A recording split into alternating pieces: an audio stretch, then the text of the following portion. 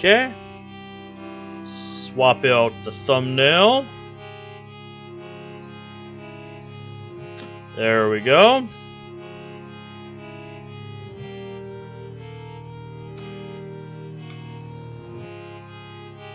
Oh, and we need the title.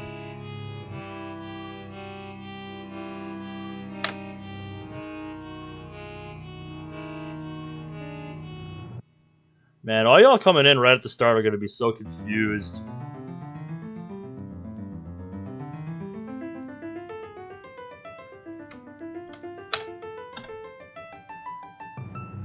There we go. Save all that. And then last but not least, got the game audio changed. There we go. Now we have the right menu. And yes, Monty's rolling her eyes in the background. She's like, what am I gonna do with you, Ben? And I'll tell you what you're gonna do. You're going to care about me and you're gonna love me. That's alright, Omega. I'm sure you had stuff going on in life. Life gets in the way sometimes. That is something I definitely understand. It happens, so... that's alright. Alright, now we can put that up there on the secondary monitor. So how have you been?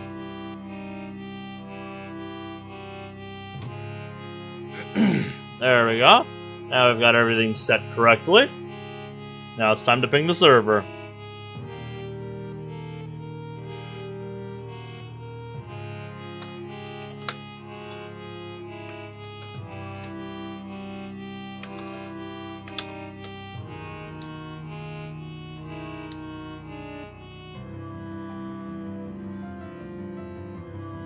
Oh, you're playing Super Mystery Dungeon. I've never actually played any of the Super Mystery Dungeon games. How are they? Because the farthest I've played for any of the Mystery Dungeon games is Explorers of Time, Darkness, and Sky. I never played past that for Mystery Dungeon.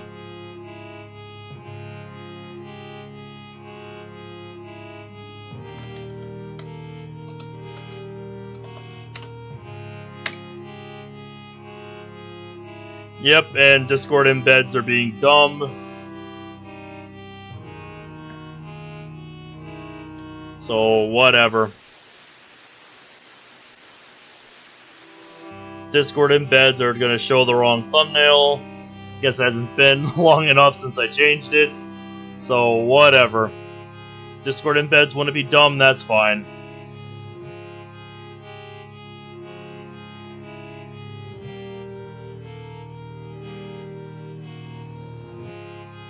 So it's been a little bit since I actually did an episode of this. It's been 9 days.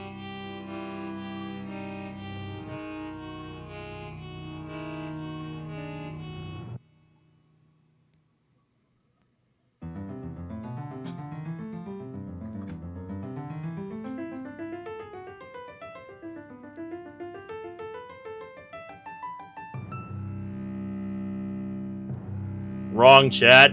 Oh, did I put it in announcements? God damn it, Caleb.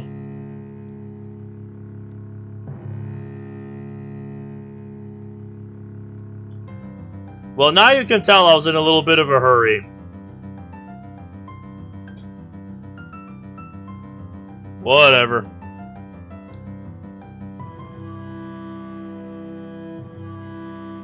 Here.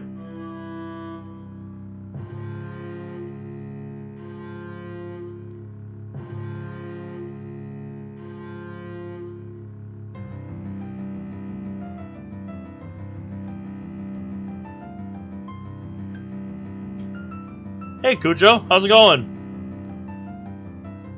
No problemo. Glad to have you.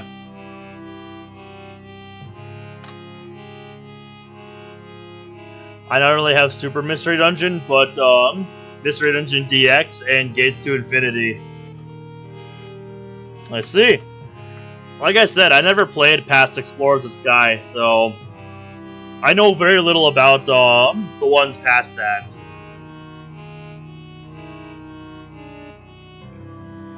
Okay, we'll go there.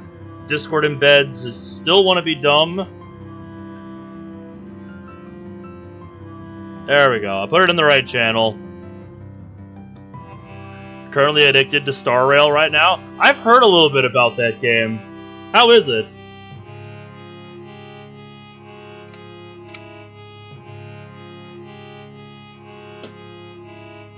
Do a barrel roll.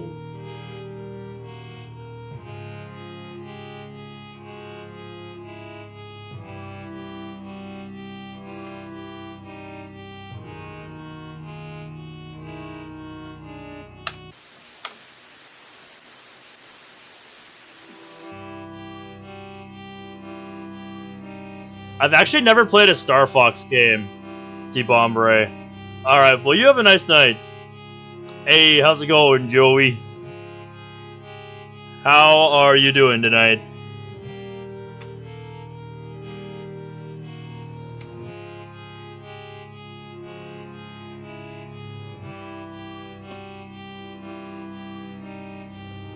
I am honored to be called Pookie. I'm a big fan of Garfield. So, the fact that you are calling me Pookie Bear is an honor. Like, no shit, I read so many Garfield comics growing up. Like, we had big compilations of them in my elementary school's library. I regularly checked those out just to flip through them. It was so much fun. You're finally playing Dave the Diver Tractor? How is it?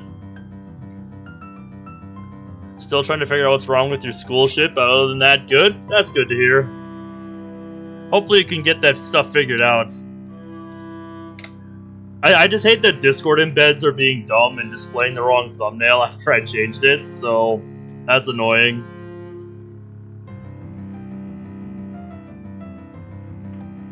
Yeah, you're liking it so far? You just killed a shark with poison. Fun. Very fun. The Garfield volumes were the shit. Awesome. Finally somebody else who's just as into Garfield. I always try to look at the Garfield newspaper comics while I'm on my break at work. I always try to at least check those ones out. Here's the real question, though. Did you ever see the live-action movie? Because, oh boy, those movies were something else, dude. Those movies were something else. It's so weird that only the logo can be moved around. Hey, Koneko. How are you? Don't worry, nobody was ever here.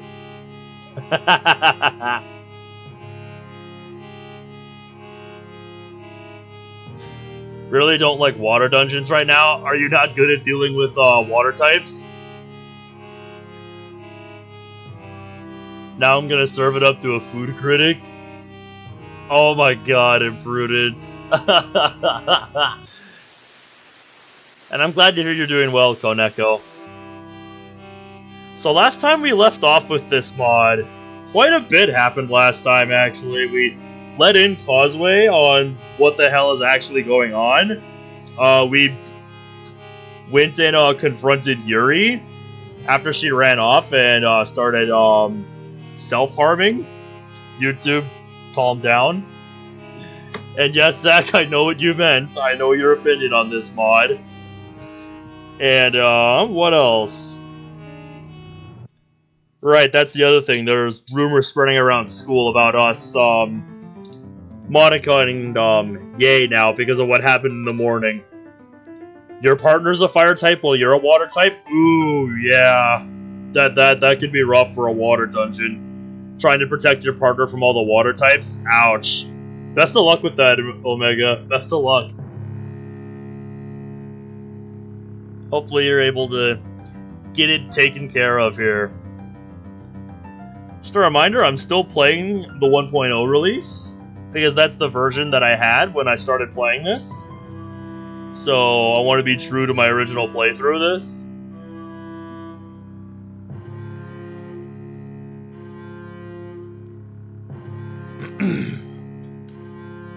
Yep, we all know what you think about this pod, Zach. And last we saw our gang... Also, wait a minute. Yeah, that's definitely something they missed with the lighting on this background. Look at the bottom of the screen. Look at the bottom of the game window. It definitely looks like they missed a spot there with the background. Wow. First screen of the night, I already have to point something out for the bingo cards. Oh my god. We literally just started, too. By the way, I still have that bingo card ideas text document, so if you guys have any more ideas for that we don't already have, feel free to suggest them.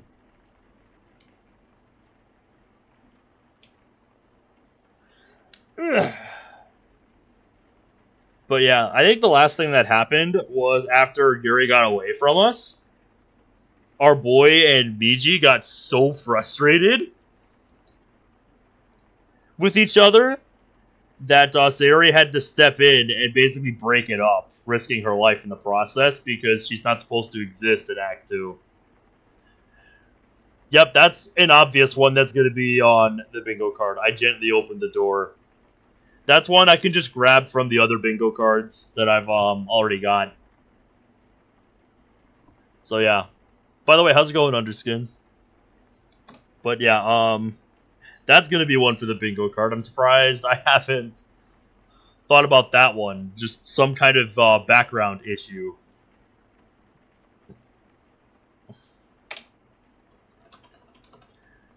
Yeah, lighting / with background. Since this is bingo card for DDLC mods, I'll say unintentional lighting / graphical issue with background. Because Doki do glitchy things sometimes, so I should clarify. I mean, you know, background oddities that are not intended. Because, you know, DDLC. After we merge, I begin running down the hall again. Hey, listen, I'm sorry about... No time for this right now. Sorry too, but we need to find Natsuki. Oh. So we're trying to find Natsuki. Remind me, what happened? Right, yep. So...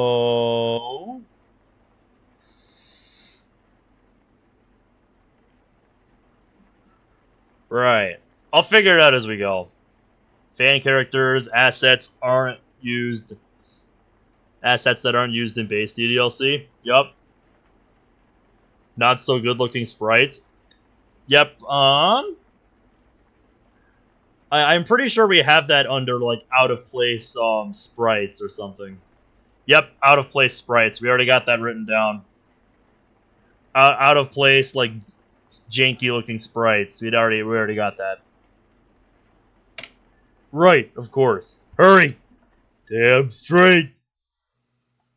Soon I'm outside in the courtyard looking around. The rain has started up again, so I cover myself with Meiji's blazer. Muramoto-san! Where are you? A few students look at me curiously, but they don't say anything. Imprudent, we wrote that one down last time. I keep calling out, even asking a few people if they've seen anyone like Natsuki. No one has, and I get more and more nervous as time goes on. Whatever you say, Zach. Finally, someone mentions that they've seen her, but she went right back inside towards one of the side entrances to the school. Meiji directs me towards said side entrance. As I run towards it, I see Monika running the same way. Well, fancy meeting you here. She runs up to me. Ben, what the hell just happened? Listen, I'll explain later. There's no time. A lot has happened, okay? She's startled by my sudden outburst, but she nods and resumes running towards the entrance. To my great relief, I see Natsuki sitting against the wall, tears in her eyes and phone in hand. She's hugging her knees and I can hear a tiny voice coming from the phone. Get your ass home right now! If you don't, You know what'll happen. Yep, that's another one for the bingo card. Typical Natsuki behavior. Yes, sir. I'll be home in club No, right now! I don't care what you're doing! You listen to your father, your faceless, worthless daughter! Jesus Christ! Dude's got no chill. I think that should be another one for the bingo card. Natsuki's dad is irredeemably bad. Is just irredeemable. What do we think? Or is that too easy? The fuck? Who talks to people like that?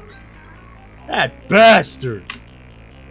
That can be summarized to abusive parents. That would make it more general, so yeah. And we already have Natsuki daddy issues. Too easy. We'll put it as abusive parents then.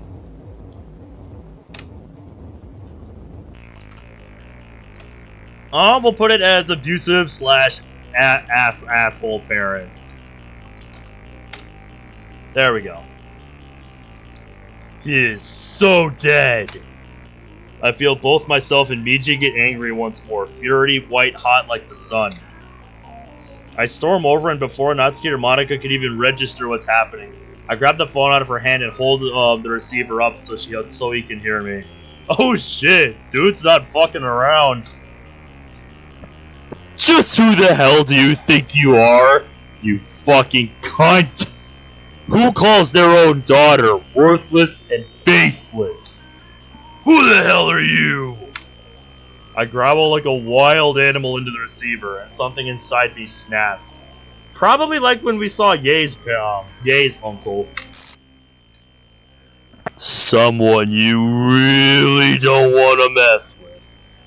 You talk to Natsuki like that, or even lay a single hand on her, I will come to your house and tear your fucking heart out, is what he's saying there. They're doing it again. They're doing it again. What? What? Excuse me? Ugh. And it won't stop there. I will cut your hands off and force feed them to you until your stomach hurts. Jesus. I'm surprised I can read this absolute glitch fest. How does that even work? I think that's us doing this. I don't know how this is happening. I think that's us doing this. Ben, stop! I feel Monika try and pull me away from the phone, but I'm not done. And if I found out you touched your daughter inappropriately, there will be no end to the agony I will put you through. Ben, enough!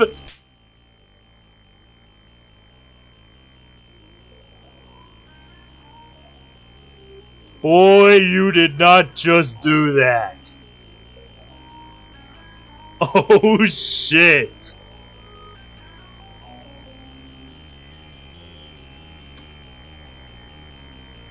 Oh shit, boy. I turn and slap her hard. Yeah, this took a very dark turn early tonight. Holy shit. Yeah, he is very pissed off. Shut the fuck up! Since when do I need you? Since when do I need to listen to the fucking...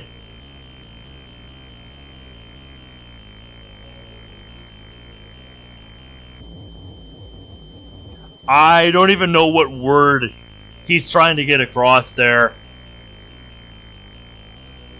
To the fucking what? If somebody wants to stare at that long enough to figure out what word he's trying to get across, Because I don't know what word that is. We got, you know, too many numbers and like the fucking unknown letter for S right there from Pokemon. So I leave this one to you guys.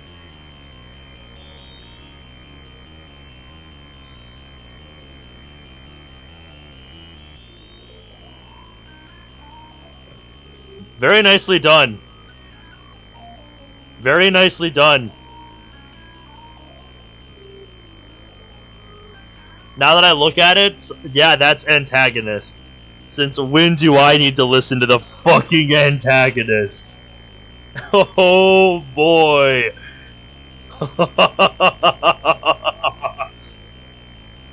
Yeah, Zach, you're right. He's fucked. He is so fucked. I'm doing what you wanted to do all along. I glare at the phone again, satisfied to hear screams of pain from the other side, when suddenly... Who did that?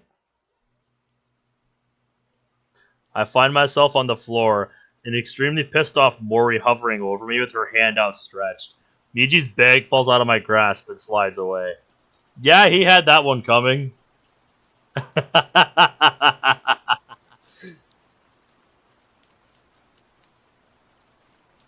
Yeah, he definitely got a little carried away there. He definitely got a little carried away there. The stuff towards Natsuki's dad? Okay. But going off on Monika like that, that is totally uncalled for, bro. Like, what did she do to you, bro? Thought you two were supposed to be getting along here.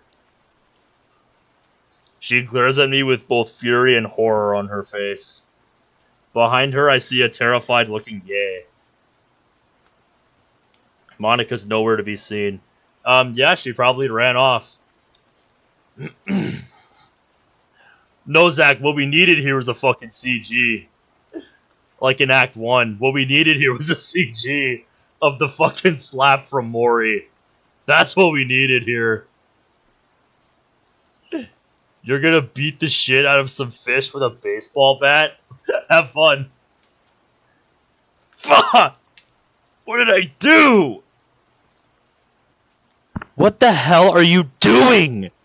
What is wrong with you? I hold up my hand to my face, the sting fresh. I can even feel a slight scratch as I stare blankly at Mori. He probably doesn't even know what he just did, because he was so, intoxicated by that rage to, fully grasp what he was doing. You went way overboard!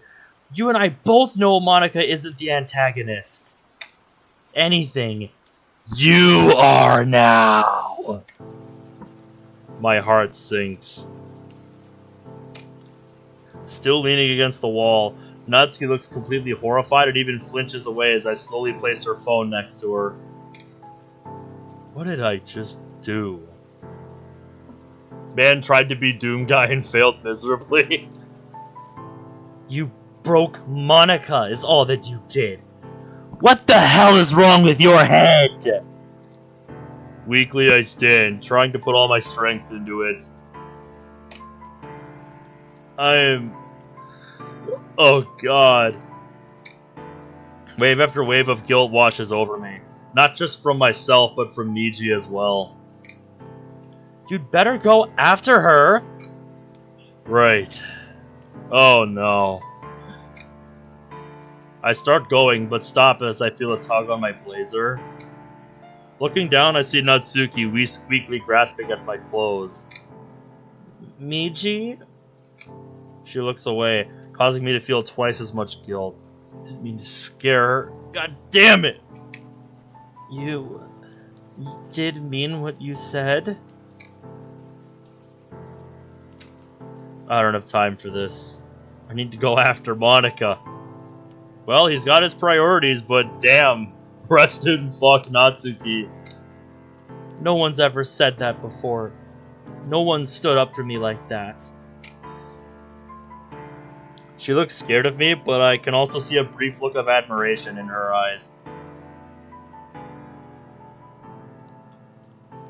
Is it just me, or does this feel out of character for Natsuki? Because, yeah, I know her and her dad don't really get along, and this is Act 2, so shit's way worse. But at the end of the day, she's, you know, he's still family to her, right?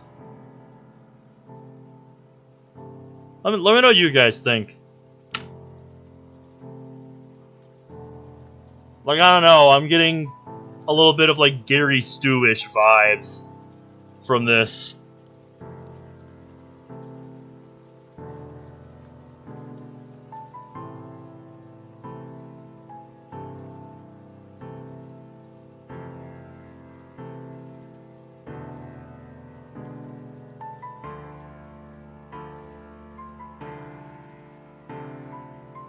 Writing is too wank for you?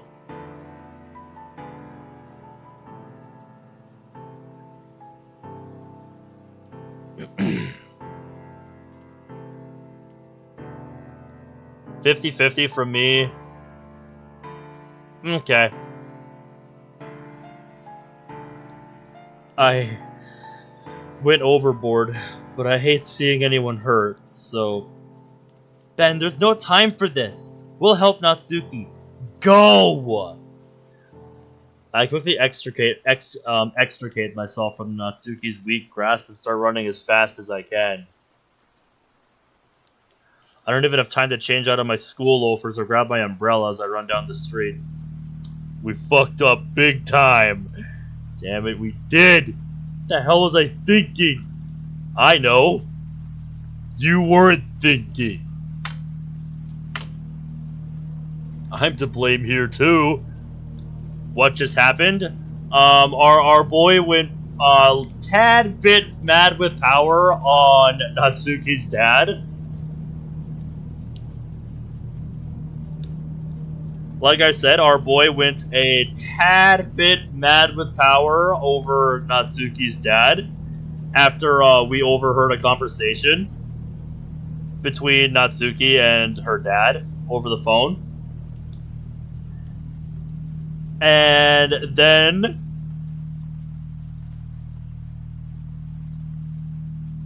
when Monika tried to stop us, she got absolutely bitch slapped. And then we proceeded to get bitch slapped by Mori, who rightly went, "What the fuck, bro?" So yeah. Now we're chasing after Monika. Just got so angry. Wanted to hurt him. We did. You didn't see it? See what? The console opened. We used it. Yeah, I was wondering what the hell was going on there. So if they get enraged enough, they can just use the console? How the hell does that work? What the fuck? I feel a massive chill running down my back as I think about it. You're right. We did. I try and run faster now. Hurry! Trying. I continue running, fumbling around, trying to find my Space Room pen. Is it gone? Can't find it. I think it's in your bag. Aw, shit. I pump Meiji's legs as fast as they will go. Faster. Faster, damn it! Monika? No response. Please, oh god, no! I run to the space room. We split apart faster than we ever have before, and are more horrified to see Sayori on the floor holding her arm in pain. Sayori? What happened? She weakly points to one of the new doors, which is shut. Huh, I don't know. She grabbed the rope and the desk chair. She points at the room Monika and I shared the night before. Oh, damn it. No! Meiji, you tend to Sayori. I've got to stop Monika. I reach into my pocket and retrieve Yuri's knife. I rush towards the room and burst through the door.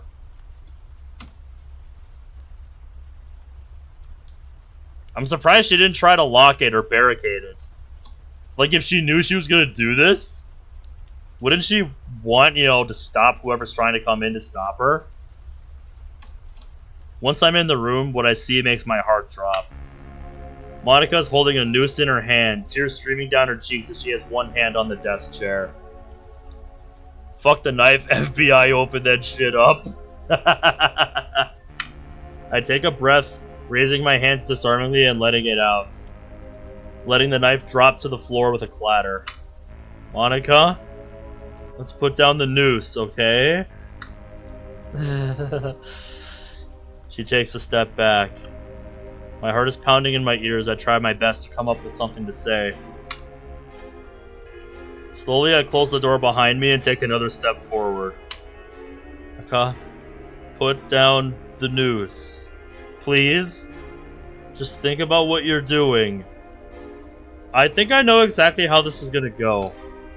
Oh god, I have no idea what I'm doing here! How the fuck do I help her calm down? Because I think I know exactly what she's gonna say. Just let it go. Please. We can talk about this. I try not to make any sudden moves. Anything I do might set her off. Slowly and with some visible effort on her part, she uncurls her hand and lets the rope drop to the floor. A wave of relief washes over me as I slowly walk over to her, putting my arms around her. She begins to sob into my shoulder, not returning the hug, but standing there, arms at her side. Okay, I kind of expected her to snap back at him a little bit more, and have a bit of a back and forth going between them. Like, I kind of expected Monika to accuse... Like, where is it? This line here, think about what you're doing. You clearly didn't think about what you were doing just a minute ago.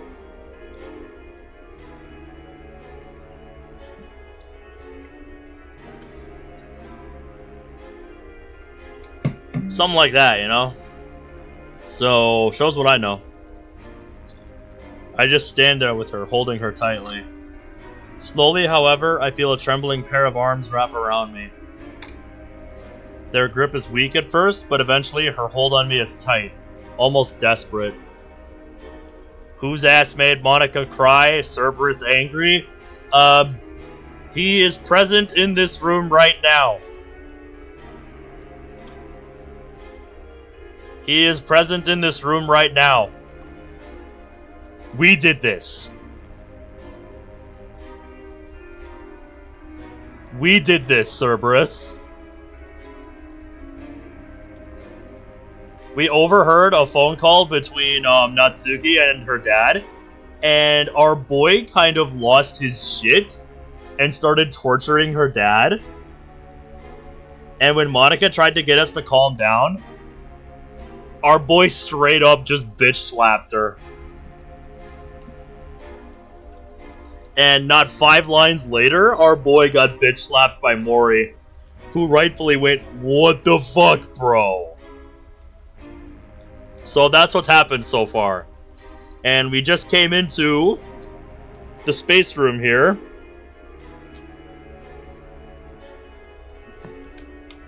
And if we go to the history here,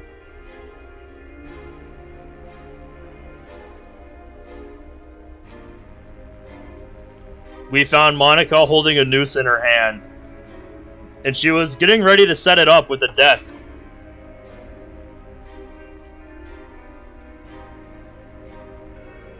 And Mori accused us of being the antagonist of this story now.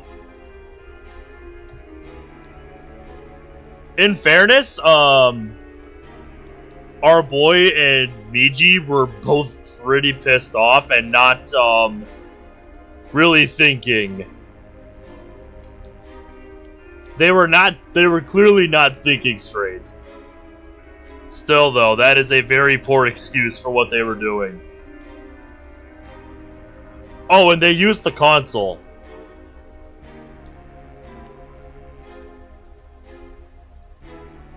Imprudent.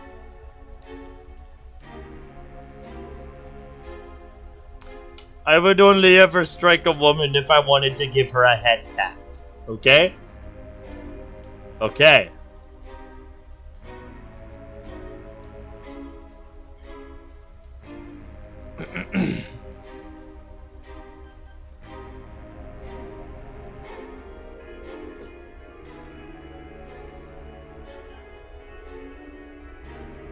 Finally, Monika speaks between sobs.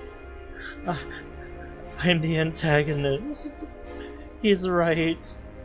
I don't deserve him. I don't deserve to live. More and more guilt washes over me. No, that's not true at all. Don't tell yourself that. If anything, I'm the one who doesn't deserve you. I pull her in closer, as tightly as I can. She stiffens in my grasp and I finally break down into tears. I begin feeling weak in the knees and lose my footing, falling to my knees as Monika follows. My emotions start to get the better of me and I begin to raise my voice. I deserve the news, not you!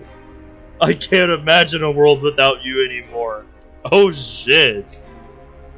The world is a better place with you in it. I don't belong here. Monika's hands grab at mine and stop me. She shakes her head violently. Don't even say that. Please don't. I freeze as Monika pulls me to my feet. Please, I beg you, don't leave me.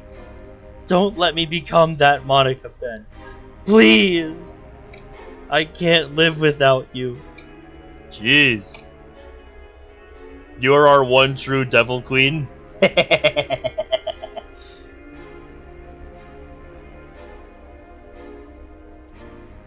You're looking off to the side dreamily like that's some kind of compliment. I truly don't understand you sometimes. She knows exactly what she's doing. Yes, she is, Monika. Oh, fuck, not again! Hug her tightly and try to stifle the tears. You belong in this world, but I don't. This world, but I don't. I don't.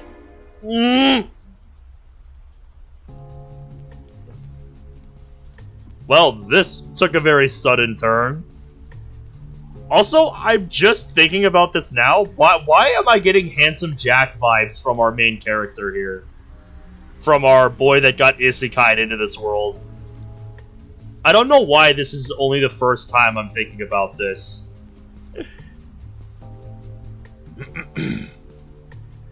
Seriously, is anybody else getting Handsome Jack vibes from this guy? Or is it just me? Because it's been a hot minute since I've played Borderlands 2. His appearance reminds you of Dream. Oh god. Monika's lips crash into mine just then, her desperation showing in just how forceful her kiss is. Careless Whisper vibes? Like, I'm curious what you guys think. I think for me it's the hair. And a little bit the shape of the head. Tears streaming down both our faces, we pull each other closer, pulling at each other in almost frantic desperation. I think you spelled desperation wrong. You just finished an isekai? Ha! Funny. I feel her pushing me backwards towards the bed. Spicy. When we reach it, she shoves me onto my back. Oh, damn. Hello. You forget about Handsome Jack? I suddenly find herself straddling me, her eyes pleading as she begins to remove her blazer. I bite my lower lip and reach for the zipper on her skirt in an attempt to remove it from her. Wait. Oh god, the look in her eyes! Something inside me snaps, and I quickly sit up, grabbing her and quickly pulling her blazer back on.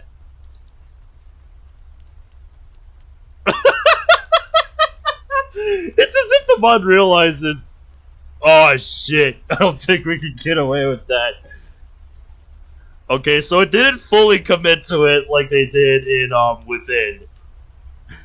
By the way, check out the bonus episode of Within if you want to see where this could have gone.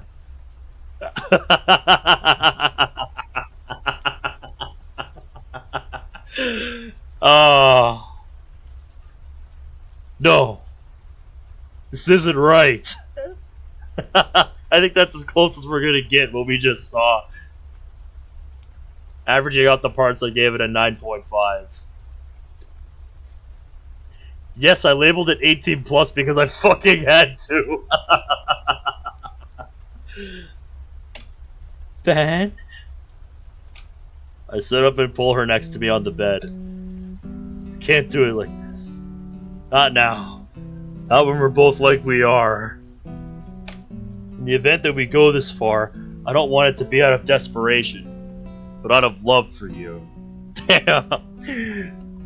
In the immortal words of the fucking Ham from Toy Story. Oh, picky, picky, picky. A squeaky hammer?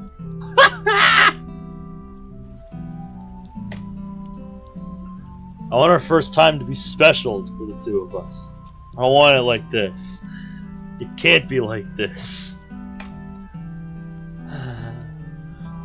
Once again, oh, picky, picky, picky. I wipe my eyes clear of tears as best as I can, sniffling. Monika, I won't gain your trust at all, will I? Damn, this turned around fast. I know, Cerberus, I'm just joking around. But, I don't think Monika's joking around. She did not like that. She did not like that.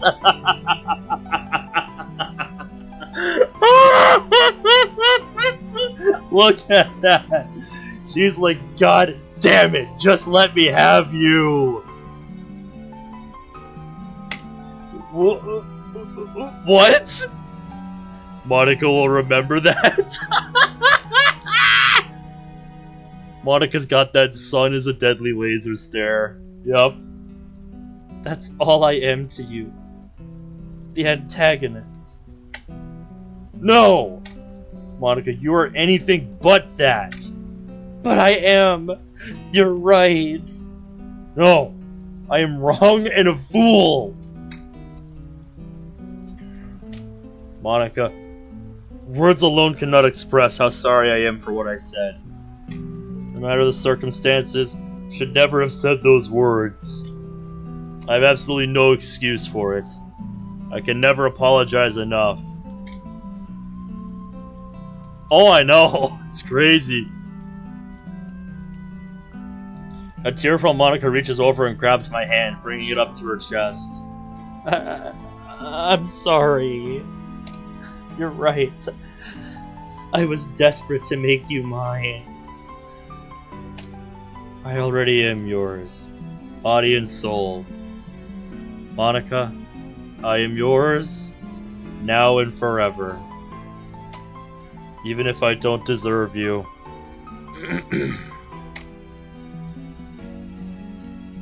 No, it's me who doesn't deserve you. Can we both just say you both don't deserve each other and move on? So in other words, it did a 720.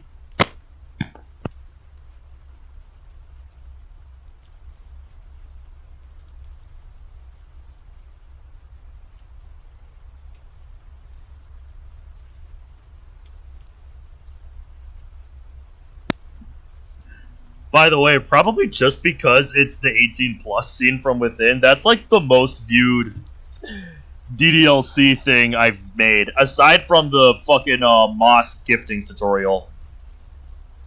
Because last I looked at it, I want to say that bonus episode I did has 4,000 to 5,000 views. Let me actually pull up the Within playlist real quick. Let's see what it says. Yeah, 4.9 thousand views, so almost 5,000 views. Which is fucking crazy. She looks away mournfully.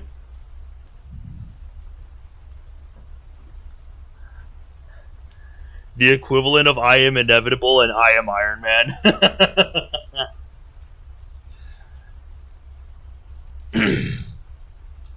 Well, I didn't think it was anything too special, Brad, but that's not my decision to make for you. She looks away mournfully. Thank you, Sayori! That's exactly what I said. Or no, I said the opposite of what you said. I said, can we both just agree that neither of you deserve each other and move on? But Sayori said, you both deserve each other! Quickly looking up, I see Sayori standing in the doorway now, being supported by Meiji. Sayori is glaring at the two of us. No, that's not an insult. I can tell you are both deserving of each other. We're all broken on the inside. Oh god, you sound like that one song at work now, Sayori. But that doesn't mean we aren't deserving of love. Monika, it doesn't matter how much you've been hurt in your life. You deserve the love and affection I know Ben has for you.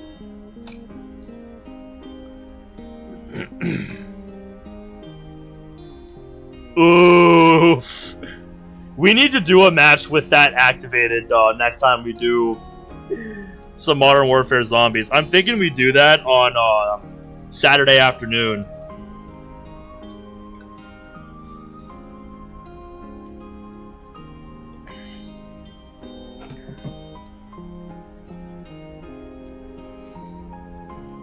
And I gotta find time to do a console session of some BO3 zombies as well with server goers. Oh god, what could possibly go wrong? And Ben, I can tell you're more lonely than you let on. We're all here for you, and especially Monika. Gee, thanks Sayori, thanks for the call out. I totally needed that.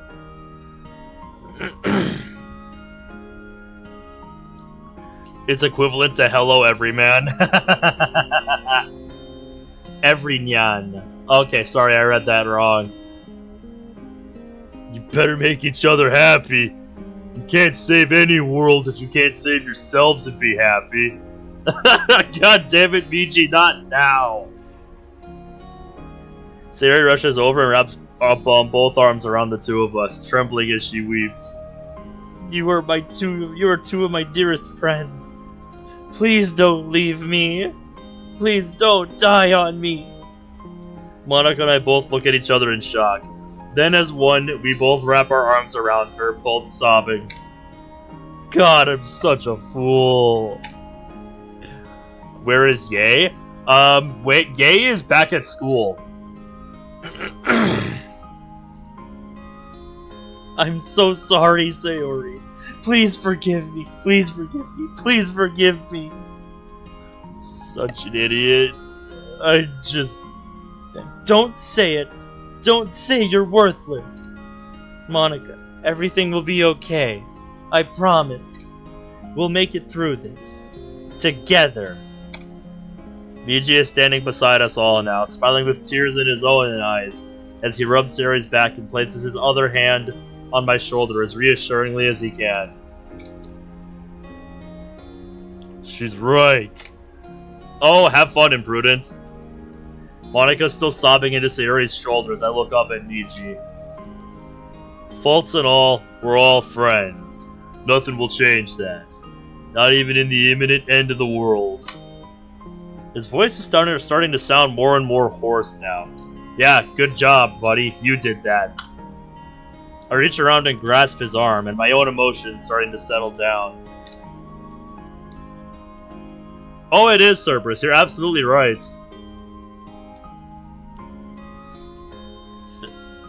Thank you. We remain like this for a few moments, before the four of us slowly untangle ourselves from each other. Welp, you were asking about Yae? Here she is. Whoa, the hell happened in here? Yae pokes her head in through the door, looking around in alarm at the bedlam. Her eyes land on the noose and her eyes widen in horror. I don't know, Zach. Oh, hell. What happened? A lot happened today. Wait, when did you get here? Just now. We brought the blonde, too. We? Me and Fujiwara. The blonde is still pretty shaken up, so Fujiwara is making something warm for her. Aw, shit. Do you mean you brought Natsuki in here? Natsuki's here? We can't let her see this place, right? More like she can't cross the threshold. Meiji, we should go see her and apologize. To our horror, we hear a very familiar voice calling out from outside. Hey! Kawahashi! What was that yelling just now? Wait, what is this place? Ah! I hear Natsuki scream from inside the classroom. Natsuki! We both rush out and see Natsuki on the floor, writhing and twitching right at the front of the doorway, screaming. Mori rushes in. I'm so sorry. I left the kitchen for a moment and... Never mind that. Get her inside. Meiji and Mori rush over and lift her up, carrying her to the couch. Wait. Natsuki's hair! The fuck's happening to her hair? No, Natsuki! Natsuki's hair is beginning to turn pink, as is one of her eyes. What?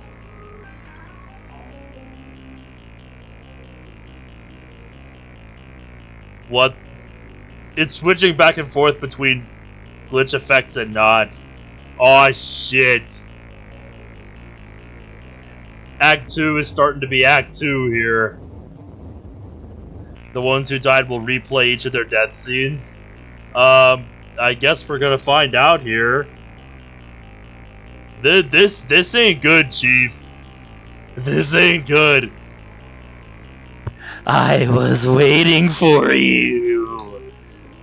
I was waiting for a long time. Oh no. It's those lines. Monika's at the computer now, looking at the script. Monika? What's happening? I don't know. Do you like Yuri more? I think you're better off not associating with her. Are you listening to me? Monika, what does her character file look like? Looking now. What's going on in here? None of your business, Kozue. She suddenly appears beside me, looking down at Natsuki. Her face changes to horror. What's happening? If I could tell you, I would. Then both of her memories are set to true. Do you want to make me go home crying? Play with me instead. No, Meiji, hold her neck. Natsuki, no! It's all I have. Play with me. Play with me. Natsuki's neck begins violently twitching and attempting to snap. Meiji makes a valiant effort to hold Natsuki's neck in place, but it appears hard to do. Maybe you should have more than just Meiji trying to prevent that. Natsuki, fight it! Fight it! Sayori is clinging to her as well, trying her best to help Meiji. I rush over to the computer, as does Kozue. None of the rest of y'all gonna try to hold Natsuki's neck in place? Okay. I would have ordered Kozue to help Meiji with that. Kozue leans in and looks over the code herself. I don't know what to do here. Seriously, what's going on here? Natsuki's about to snap her own neck. Kozue goes pale, then suddenly looks around. She runs to the other end of the room and grabs one of the plants. Shizu, hold her as best you can. What else can I do? Hold her steady. I'm gonna try something.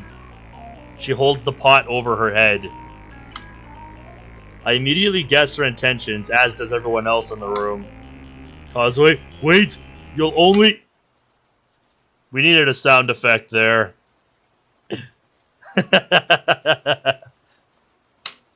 Kozue brings the potted plant down on Natsuki's head, smashing it into 1,000 pieces and causing dirt to fly everywhere.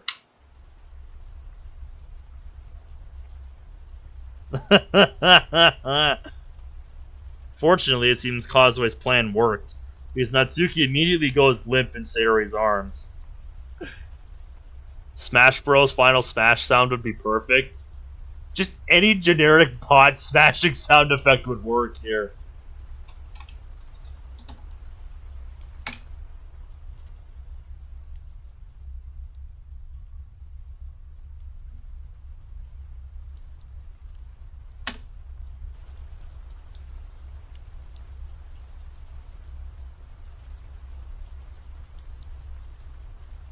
Like seriously, all you had to do.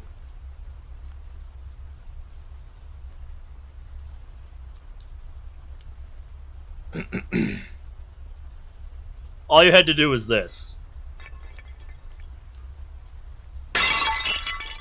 That's all you need, bro. It's not hard. This ain't rocket science, bro.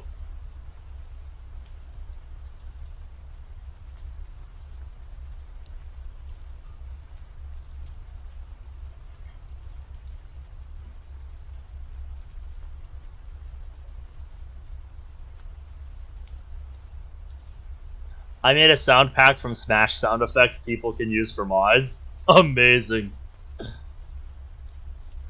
Taco Bell bong on flower pot. That would be even better.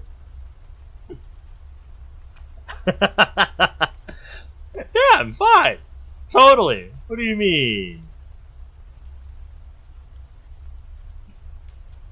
YouTube keeps warning me about the bitrate, but yeah, it's fluctuating, but our bitrate's fine.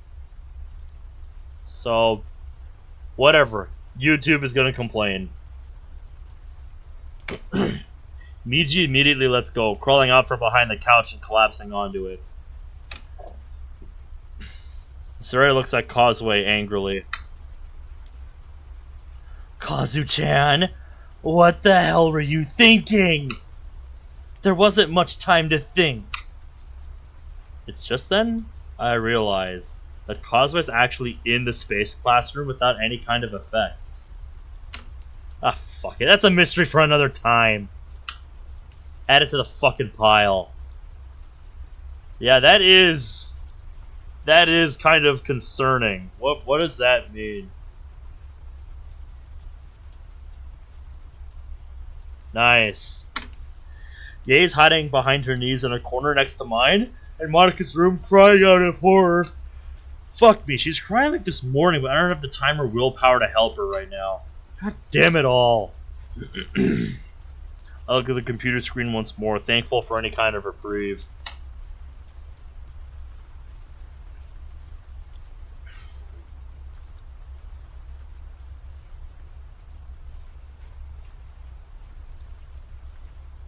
Well, think about it, Zach.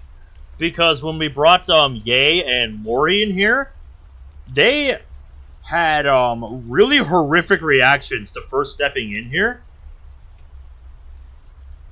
Like, they glitched out when they first came in here. That's what happened.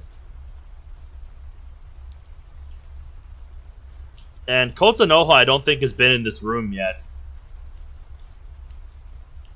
So, yeah. Kozue not having any kind of episode like that, crossing the threshold for the first time, is kind of concerning.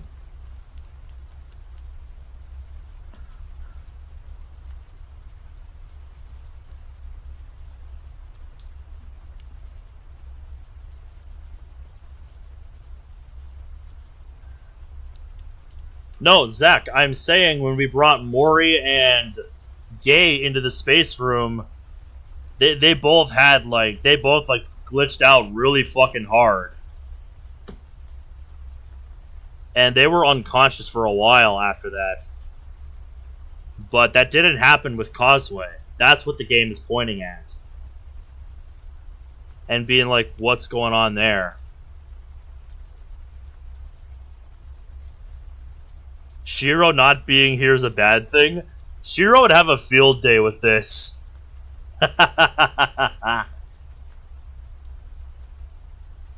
Kozue and Mori rush over as well, looking at the screen. What's happening over there? Hold on, give us a minute. I read over Natsuki's stats. How did our memories both become set to true without us doing anything? You didn't do what you did to us? No, I didn't have the time. I can still hear Yae sobbing from the corner. The hell is happening? Lots of things. Guys, her hair! As one, we all turn. Natsuki's hair is slowly returning to normal. Sayori opens the one eye which was turning pink, and thankfully it too is turning back to its normal brown. Yeah, you didn't see her come in earlier? Mori and Monika both collapse onto their knees. I feel the urge to do the same, but I force myself to stand and watch the script screen. Kozue also looks on. Do you know anything about code, Kozue? She shakes her head. Not much. I tried coding a visual novel a while ago with my own art, but I couldn't make too much sense out of it. Then what are you doing over here? She glares at me. I wanted to help, damn it! Turning, she suddenly glares at Yae with anger and disappointment. Doesn't help when blubbering slut over there is crying loud enough to wake the dead. Mori, who is slowly standing up again, glares at Kozue. Can we save the catfighting for later? This isn't the time for that! More pressing issues, remember? She points her hand over at the unconscious Natsuki. No. Wait. Kozue, you need to deal with this thing with Yae right fucking now. Grabbing her by the collar, I pull her over to Yae. I don't care how you do it or even what you do, but you two are in on this whole secret whether you like it or not. You will come up with some kind of solution, or so help me, heads will roll. Jesus Christ, boy. I shoved them both into Sayori and Meiji's room. Don't come out until you've reached some kind of compromise. Got it? Jesus Christ, boy, settle down. This is gonna work about as well as I expect. Both girls nod, Kozue begrudgingly and Yuri and Yae submissively. That's what I like to hear.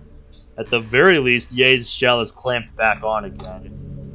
Amazing. 2 birds with 1 stone. I slam the door behind me as I leave.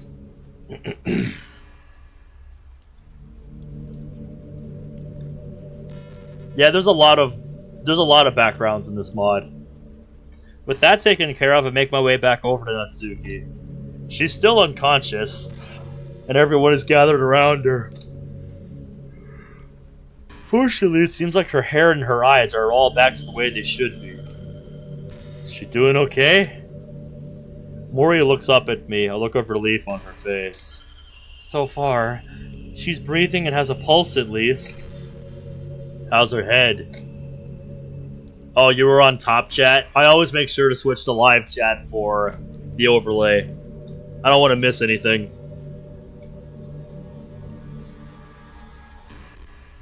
Mori looks behind her head carefully, touching the spot gingerly where Kozue beamed her. No broken skin, just some swelling. Think she was knocked out so easily because she's malnourished? I mean, it's possible. Mori stands. I'll make something for everyone. Sound good?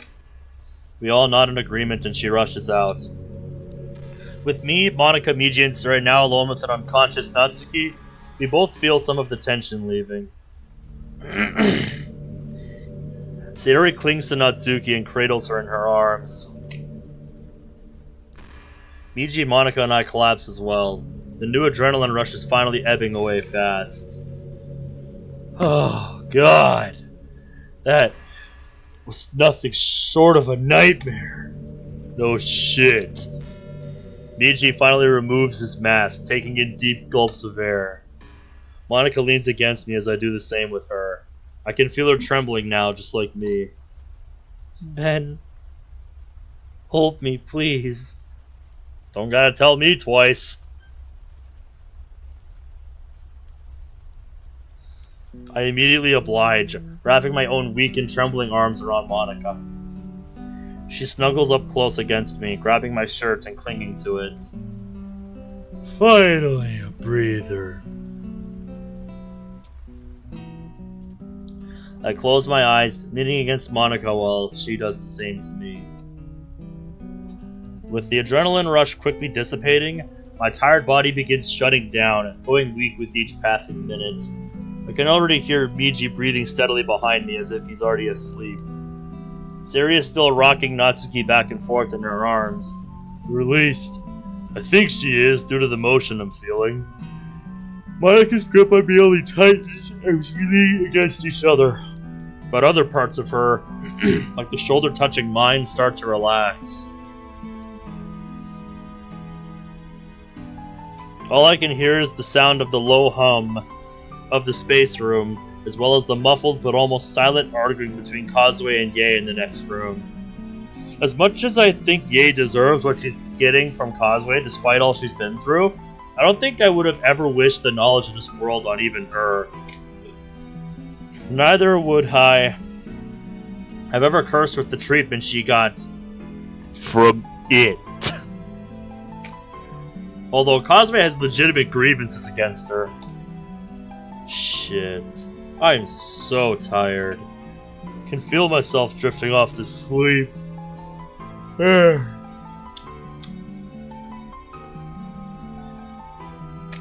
Until... Guys? She's waking up! What? I jolt awake suddenly, startling Monika, who jumps as well. Meiji slowly opens one eye behind me. Sayori. Natsuki's waking up! Monika and I quickly sit up and move closer to the blonde, looking at her worriedly. She stretches and slowly sits up, yawning loudly. Who pinged me?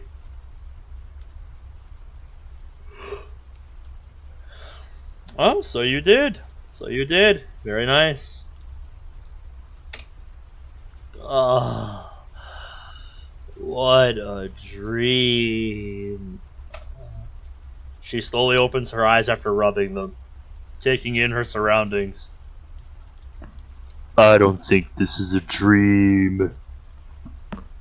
As much as the mod is called World of Dreams, I don't think this is a dream, Natsuki.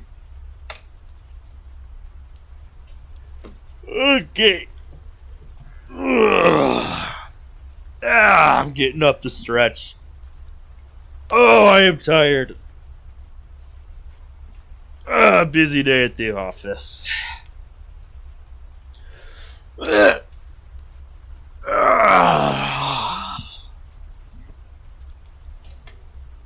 Okay. Now, her eyes continue to widen as she takes in the group surrounding her with worried expressions. Ah!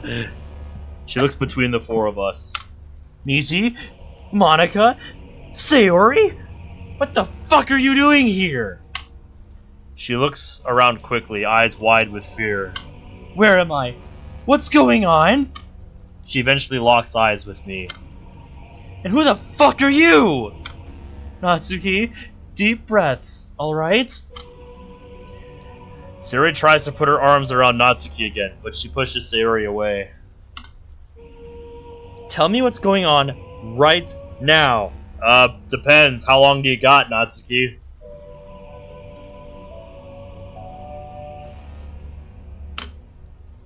Why do I remember two different things? Why? Out of nowhere, a panicked Monika smacks Natsuki across the face. Not too hard, but enough to get her attention. Let us explain, at least.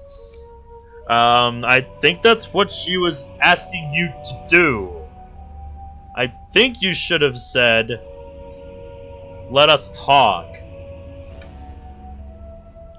Natsuki holds her hand against her face in shock.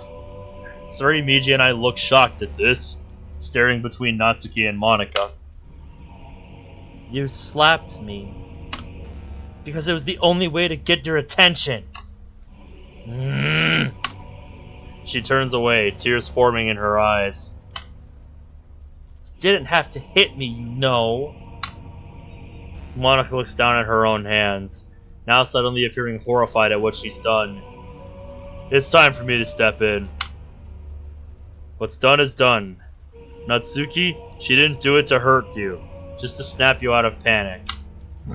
Who the hell are you? That is going to take some explaining. Then you'd better start! Just then, the door to Sayori's bedroom opens. A grudging-looking Kozue walks out, followed by a very subdued Yae. On seeing them, Natsuki's eyes bulge in shock and rage. What the hell are they doing here? Moments later, Mori pokes her head in. I heard screaming. Is every... Muramoto-san! You're awake! She runs in and kneels beside her, looking over her fretfully. Are you alright? How are you feeling? Need anything?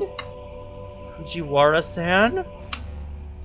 She looks around at this seemingly impossible assortment of girls and boys from various walks of life and various personality types. Slowly but forcefully, she puts her hands on her hips. You are gonna have to explain all this. Now! Well then, let us explain!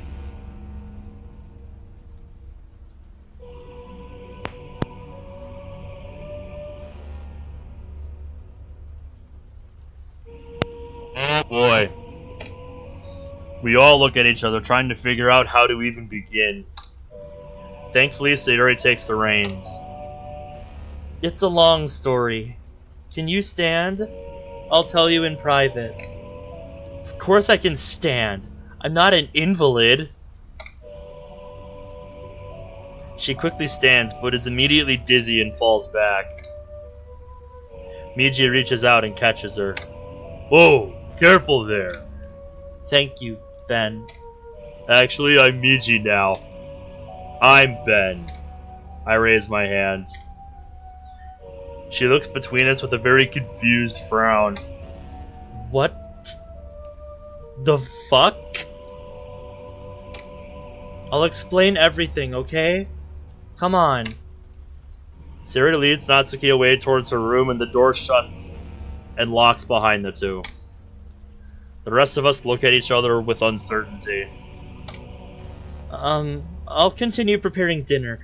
Is beef stew okay with everyone? Hell yeah! To my surprise, everyone nods, even Monika. Yeah, I don't think she's too picky right now. Get me and Monika something vegetarian or pescatarian, please. Mori nods. Got it. I can do that.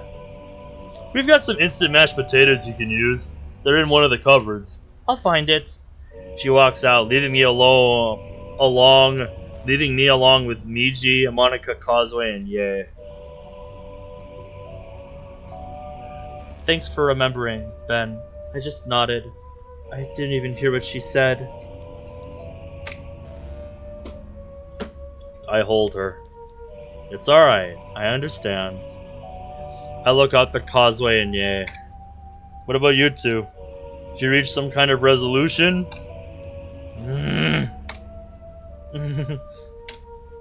Both look at each other, Kozue with a glare and Yae nervously. Guys? She's getting one more chance, but that's it. She slips up, that's the end of it. It's Tani for now. Got it? Sorry, Tani-san. Well, that's something at least. Monika slowly stands just then, and I follow suit. Kozue? Wait, is it okay if I call you that? When Kozue nods slowly, Monika smiles very slightly.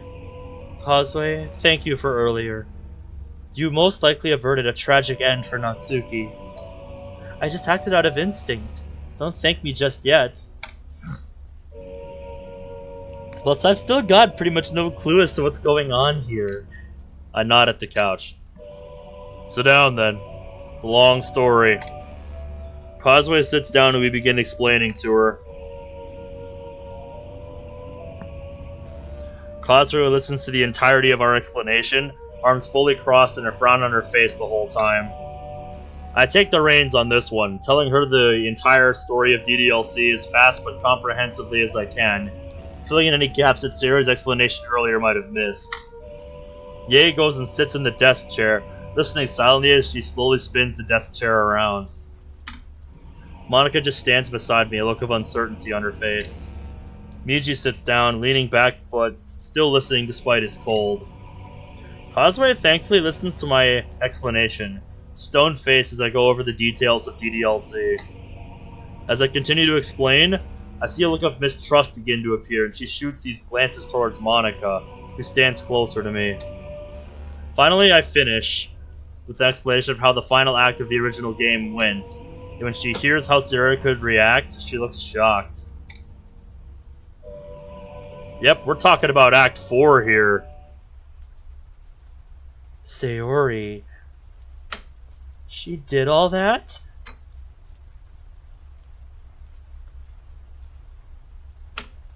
How could the nicest, sweetest girl in the school react so poorly? Simple. The power of the club president.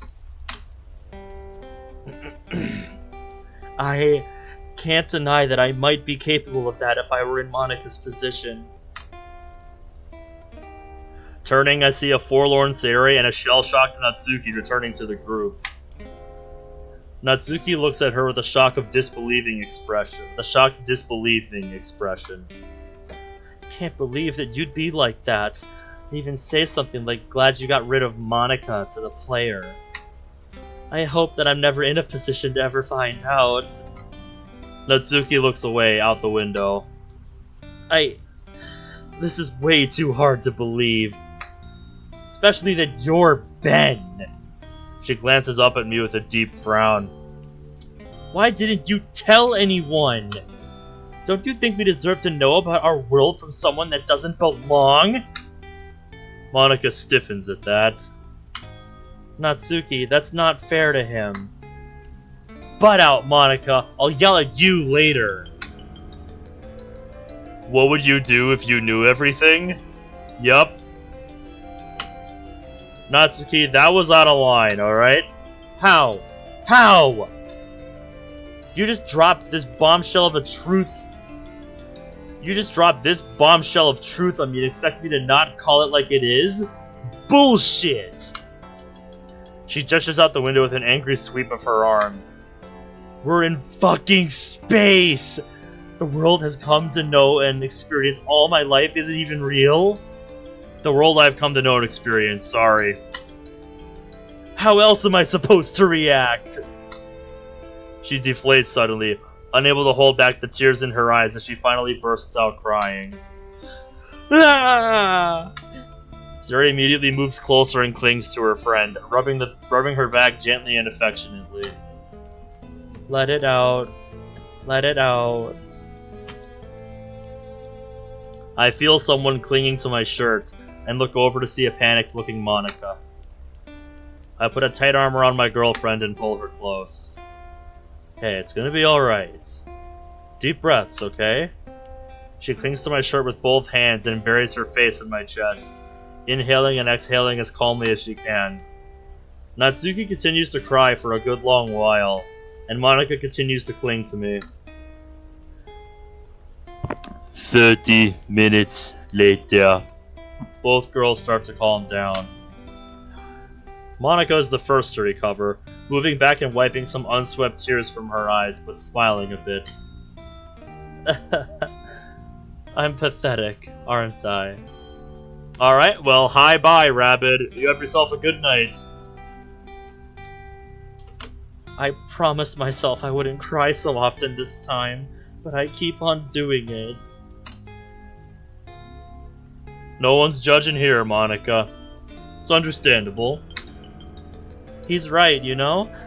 All that happened today would be enough to make anyone cry. She looks down at a still recovering Natsuki. And if it's enough to make someone like Natsuki cry, I think it's okay for you to cry too. I'm not crying! Yes, you are.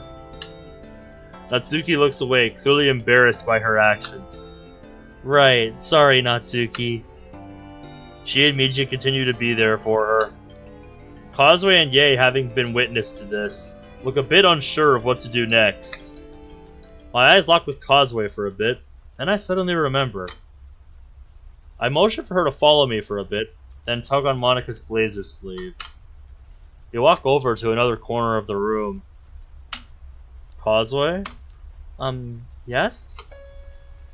She looks a bit uncomfortable with me calling her by her first name. Right, Tani-san. I'm just used to calling people by their first names where I'm from. Well, Kozue's fine. I'm not really big on whether or not you call me by my first or last name. Just look at what Sayori calls me. Kazu-chan, right? Yae walks up to us, and Kozue looks at her with a slight glare but just nods. Anyway, what did you want to talk about?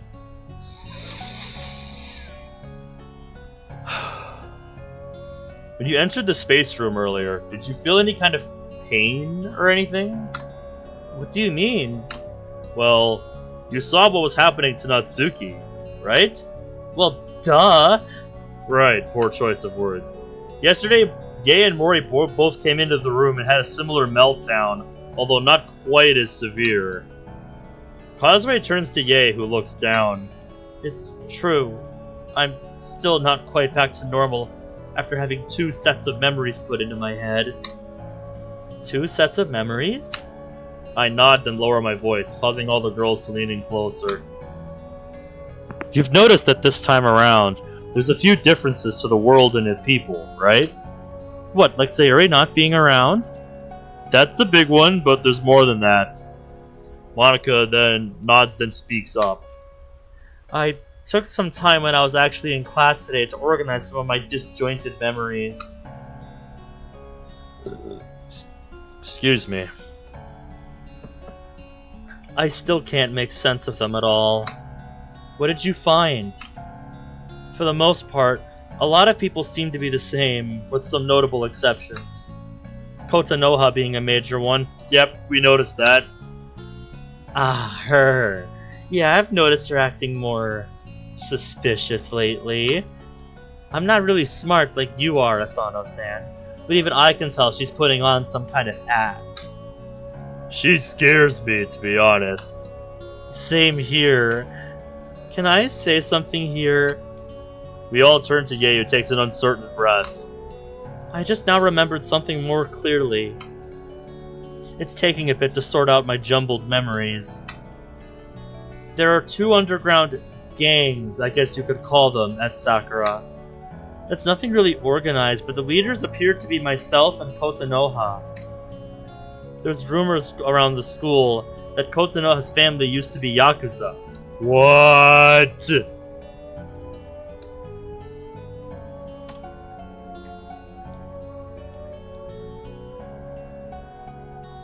Ha! That's awesome, Zach. But wait, for real?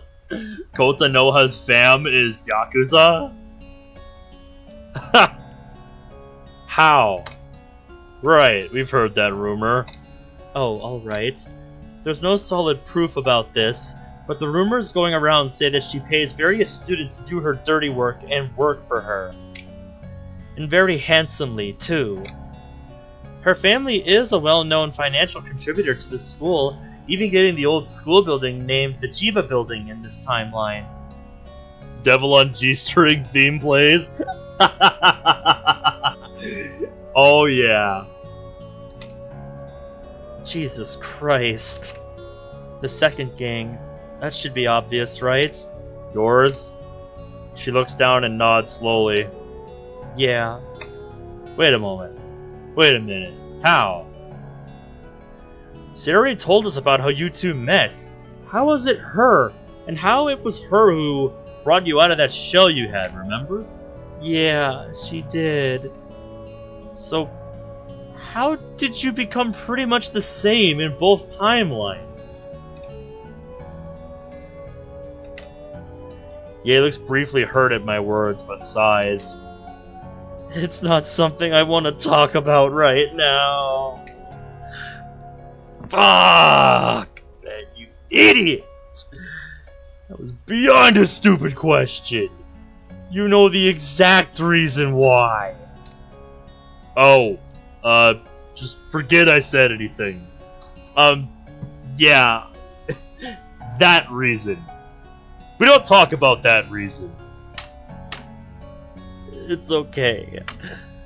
I wring my hands together as Yae's eyes dart around at the others in the room before settling on me. I then see an expression cross Yae's face that confuses me. It's like she wants to talk about what happened to her, but with just me? Why? I'm no one special. All I want is for her to be a better person and to get away from it.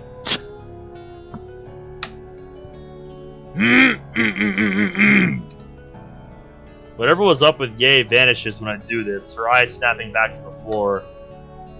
Can you think of any other differences, Monika? At the moment, I can't. Aside from Natsuki and Yuri's situations, obviously. Natsuki's situation. I clench my fist and take a few deep breaths to calm myself down. Take a shot! And then there's the one with Yuri and her mom. Wait, what's going on there? Right. Well, I think that's actually a conversation we should all have as a group. Wouldn't you agree, Monika? Yes. We need to compare notes as quickly and as thoroughly as possible.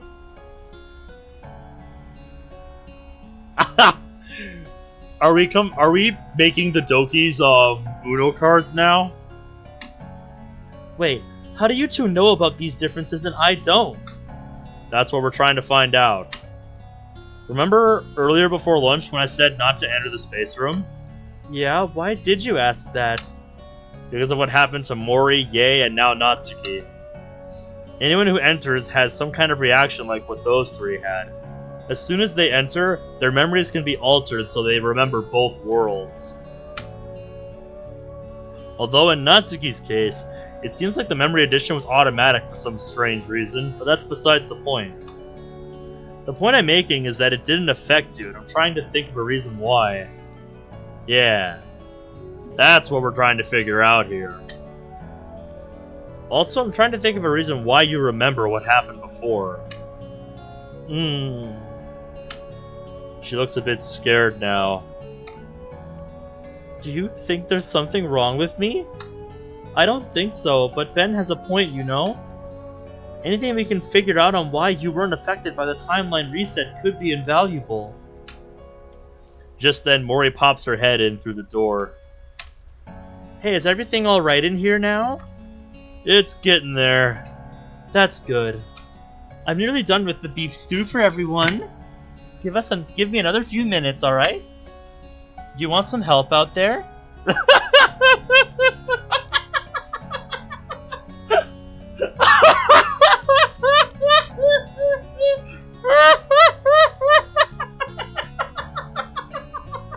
I'm sorry. I'm sorry. That face from Mori just is the most ditzy random fucking face, and I love it.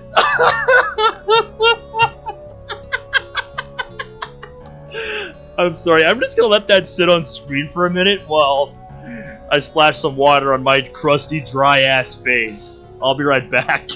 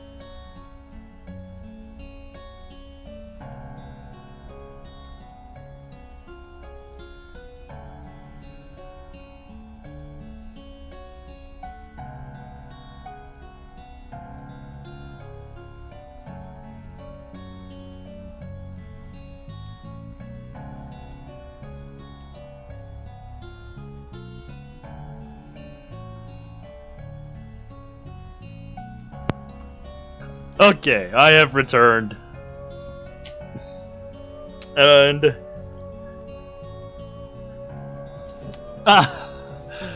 God, I love that face. That face is fucking incredible, dude. You know what? It's been a while. This face... This scene gets a fucking award. That face gets a fucking award.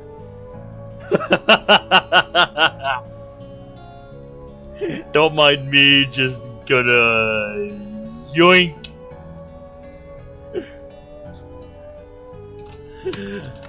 The best face in all of World of Dreams Act 2.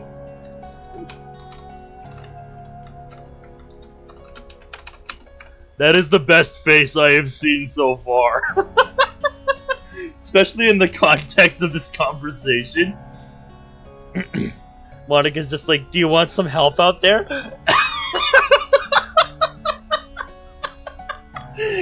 After saying she's almost done, she's just like, Mori Dunn character has stopped responding.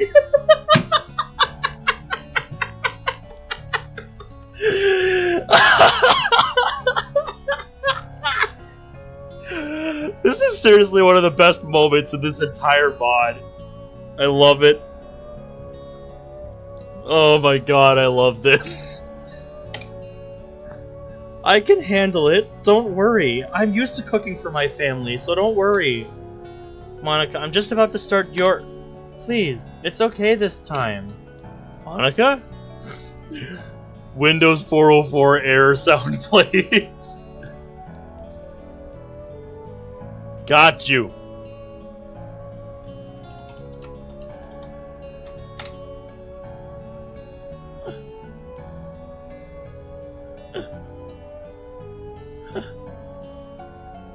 Got you.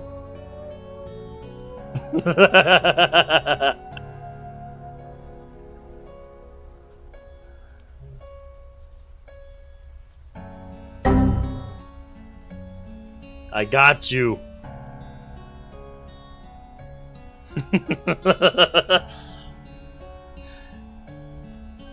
Why do I like eating one side of the breadstick to make it thinner? I don't know.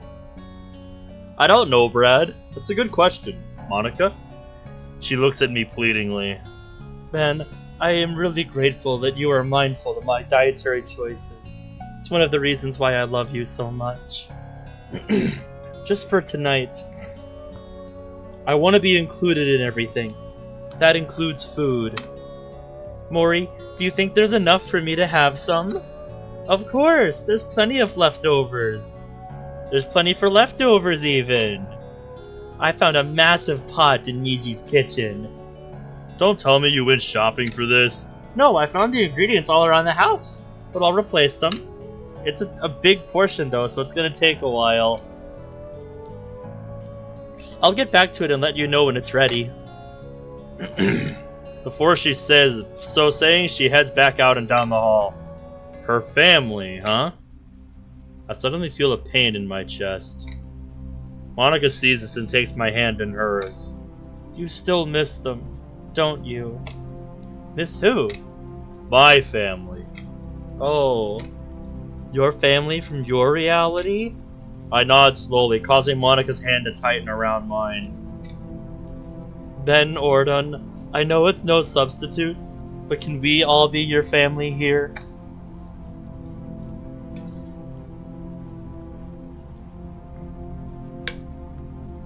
That is not the face of sincerity. That is the face of, you better say yes, boy. Or else. The sincerity in her voice catches me off guard, but in a good way.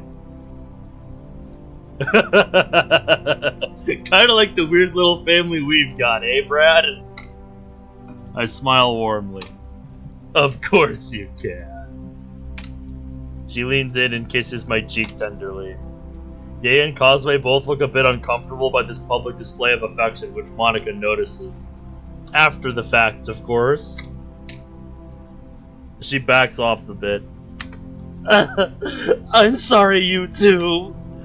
Out of the corner of my eye, I see Sayori waving at us, trying to get our attention. What is it, bun? Hey, it looks like everything's winding down over there. The four of us head back over. Natsuki looks a bit better now, and is now just sitting and looking out the window.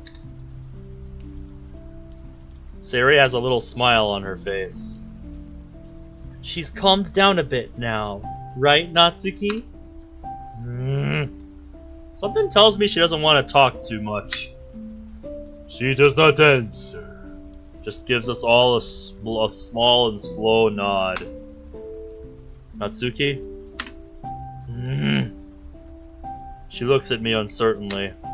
I kneel so I can face her eye to eye. I'm really sorry we didn't tell you about this earlier. In all honesty, I can see why you didn't. I wouldn't have believed it anyway. She slowly gestures at the view outside. But I can at least definitively say that I believe our world isn't what it seems to be. Honestly, our school being the setting for some lame dating sim called Doki Doki Literature Club, it's more than just a dating sim, but whatever. What a generic and stupid name. That's what she said last week. Yeah, I remember. She goes silent and looks over at the computer. Damn it. That thing over there can create and destroy things in the world? I wish that could be done without needing it. A pro doesn't need a machine. She is the machine. I smile a bit, knowing what she means.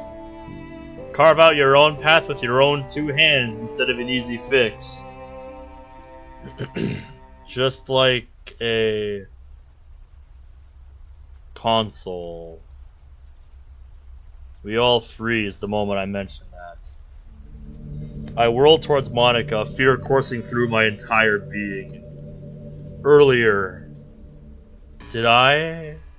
She nods vigorously. Fuck. How? You still haven't figured out how to use the console outside this room yet, right? No. Although in the original game, you had it figured out by the end. After Yuri. The mood suddenly shifts again, and I feel a chill run down my spine. Ben? Yes? Let's actually talk about that when everyone's here, alright? Exchange theories, and maybe look at the code to try and learn more. Sounds like a good idea to me. Let's do that after dinner. We're gonna need it. Speaking of that, we don't have enough chairs. Monika, think we can program something in? Monika looks a bit relieved to be away from the console topic for a while. Of course! Come on, let's go take care of that now. Natsuki looks a bit curious by this, but she's not the only one. Kozue and Yae both approach. Their earlier fear and nervousness replaced with a hint of curiosity. Program something in? What do you mean? I indicate the furnishings all around the room. See these? They weren't here when Monika first programmed this room into existence. She added them in using the computer afterwards. I don't know much about computers, but that makes sense. And those rooms? I point to the other rooms on the other side of the room. Sayori and Monika figured out how to program those in earlier this week, so Sayori wouldn't have to sleep on the couch. I turn to Meiji then, noticing he hasn't spoken in a while. How about you, man? Interested? He nods, slowly. Everything okay? He points to his throat. Hurts? Right, of course. Don't worry about it. You just get some rest. I'm sure Sayori'd kill me if I made you talk. He and I snicker. Need a pen and paper? Maybe it'd be faster to text?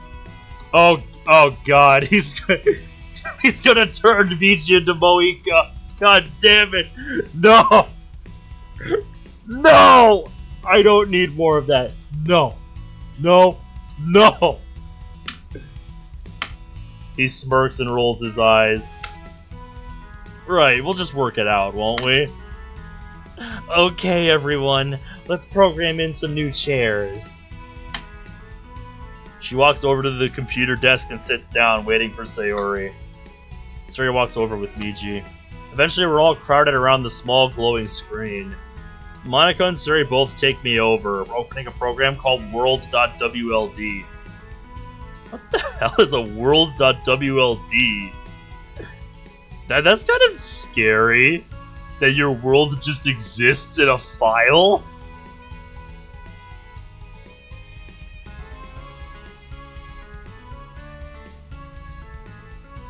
I realize I'm kind of being insensitive as I say that, because I mean, you know exactly what that's like. But, those of us in the real world, don't really.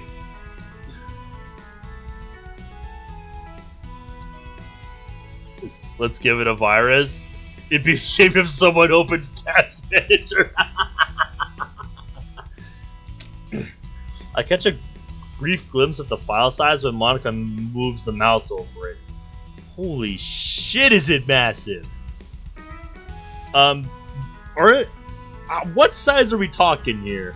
Like, are we gonna have to be worried we're running out of storage space on our computer soon? Or what? Hey, why don't we program some kind of wheeled tray so that Mori can wheel the stew in instead of having to carry it? Good idea. Just like they have in restaurants, right?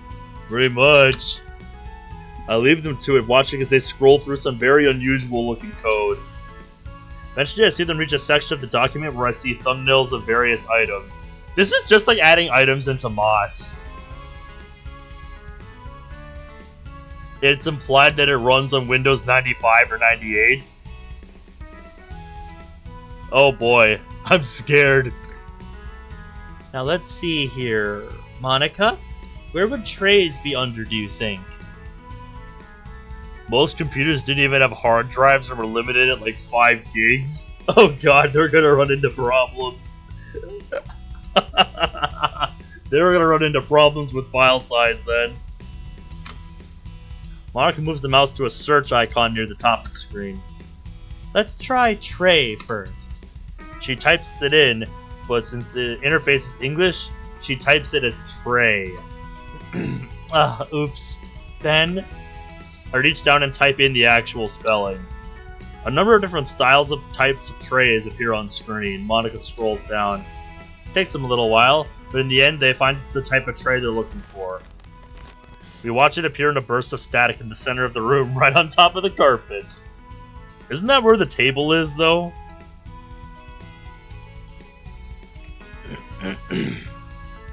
Yep, I remember my old PlayStation 3, having like 30-some gigs and thinking that was a lot. Holy shit, how times have changed. Monika rolls it out into the kitchen while Sayori continues searching. The rest of us watch with interest. Natsuki's the most curious of all, to my surprise. So, where did you get those rooms from? The ones over there. She points to the open doors opposite the wall to the windows. We found some houses and figured out how to copy the rooms and paste them here, for lack of a better phrase.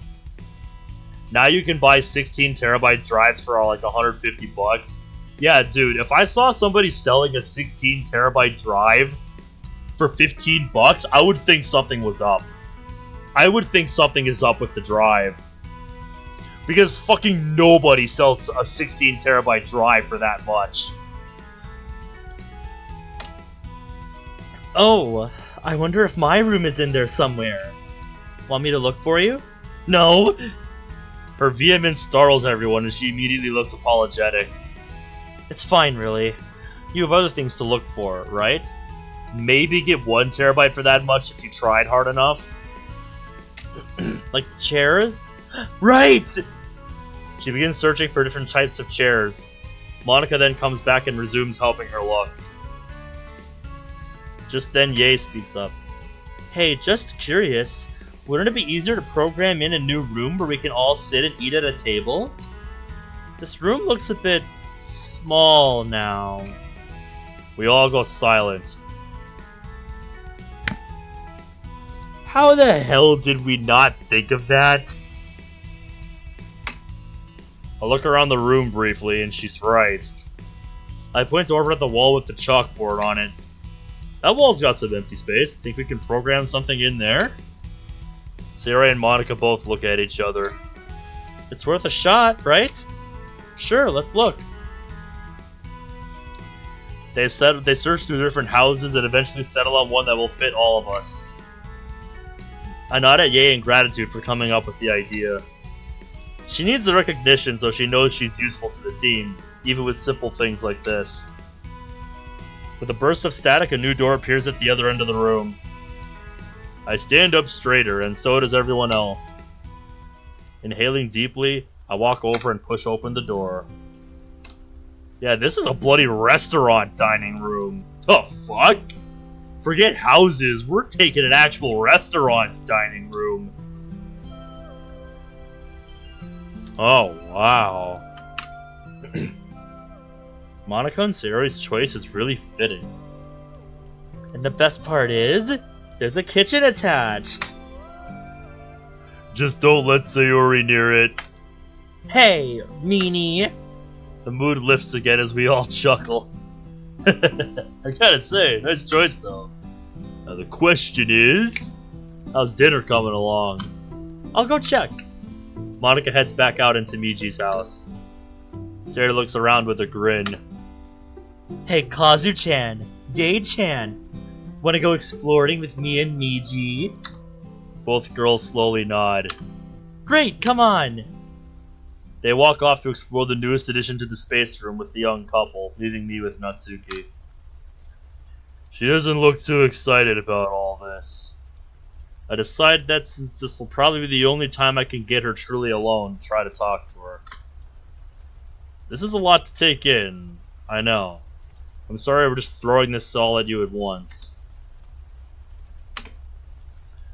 She doesn't respond. Just does everything in her power to look at everything but me. Natsuki? She looks at me then, a small worried frown on her face. Yeah? Something on your mind? There's too much on my mind, really. Although, I'm just wondering, why didn't you tell us sooner? I can guess why I wasn't on the list of people to tell, but why not Yuri?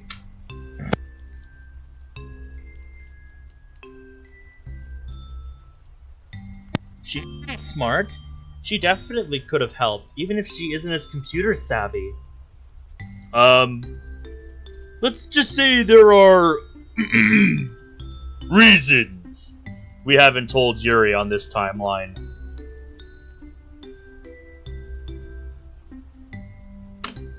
I've seen her learn the basics of a fictional language from those Lord of the Rings novels in a few weeks. I bet she could easily learn coding. Bet. She's good with languages. Computer code is a language, you know? Not in the same way that traditional languages are, Natsuki.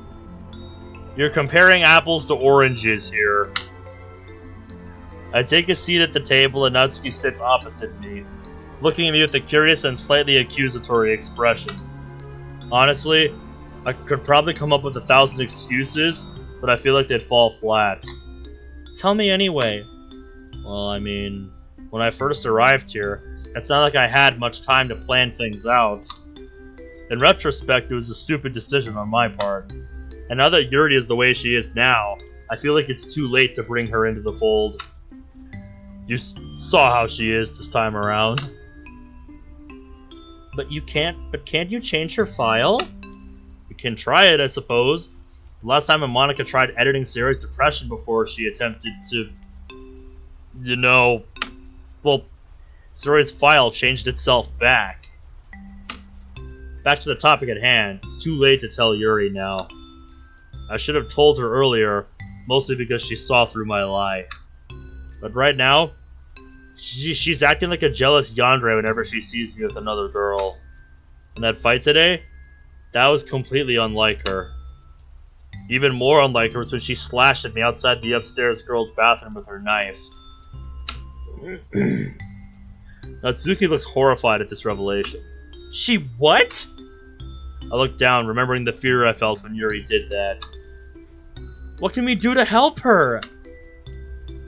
I don't know, honestly. After seeing how Yuri acted entering the space room, I'm afraid to bring Yuri in. Natsuki rubs her neck absent-mindedly. I mean, understandable, but that's no excuse to give up on her. That did hurt, yeah. What was I saying while that was happening? I remember talking, but I can't remember what I said. It's a line of dialogue that shows up in the original game when the player picks the Yuri route after choosing the Natsuki route on the first day. I briefly explain in further detail the play with me dialogue option that can show up, as well as the neck snap. Natsuki gets to hold her throat in complete terror. What kind of sick fuck makes a game like this? A man named Dan Salvato, our Lord and Savior. I decided not to say anything on my understanding is on the reason Dan Salvato made this game. I think it's to play at a lot of tropes of visual novels, and to turn it into a horror game. Anyway, I still can't believe Yuri would ever act like that. Well, she's under a great deal of stress. So much so that she self-harms. Hey, don't look like that. Anyone under the stress you've been in would easily feel mistrustful and angry at what Yuri was saying. That doesn't make what happened any less wrong on both sides, but still. What the hell am I saying? I should be trying to comfort her instead of berating her. Natsuki thankfully nods and seems to take it in stride. I'll apologize to her tomorrow. You really care for her, don't you? It's just... I don't... She looks away just then and nods after a few seconds. Look, we might fight about a lot of things, at least from what you've seen, but she's a clubmate. I've noticed since the beginning. I know our tastes are different, but that doesn't mean I hate her. I'm glad to hear that. Natsuki doesn't reply, instead looking away again, face red with embarrassment. But her face slowly morphs into one of worry.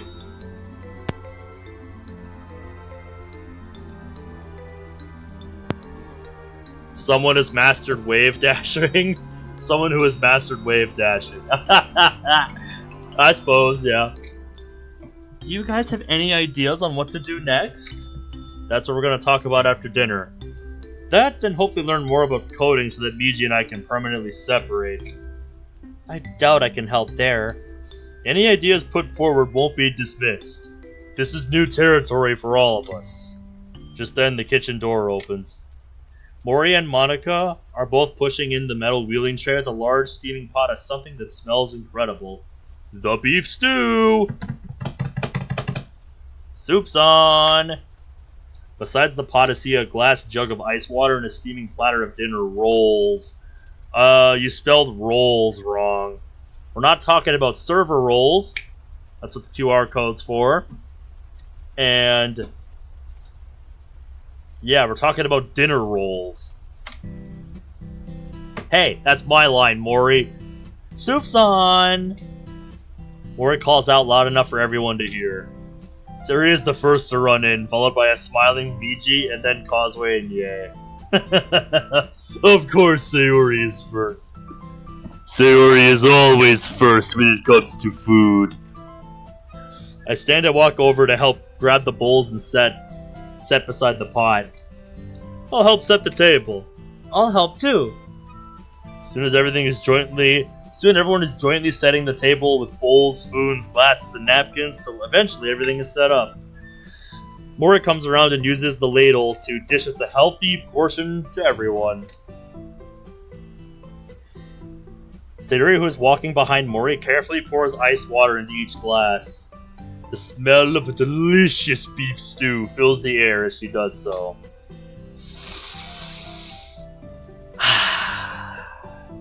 Monika takes a seat next to me on my left, with Yae seated on my right. Natsuki is still opposite me, and Sayori and Meiji sit on opposite sides of her. Mori sits next to Monika, and Kozue sits next to Meiji. Well, are we ready? Itadakimasu! Everyone repeats the traditional Japanese blessing as we begin to eat. For the most part, the meal is a silent affair. Most of us assumedly deep in thought regarding to the many situations we find ourselves in.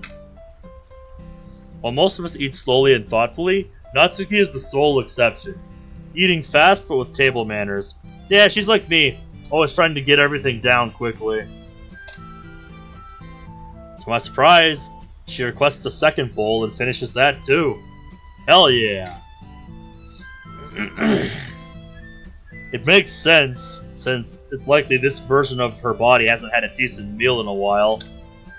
Monika eats hers slowly, almost savoring the kind of meal her choice of diet has long denied herself. I see brief flashes of a smile occasionally appear on her face as she takes bite after deliberate bite. Eventually, we're all finished.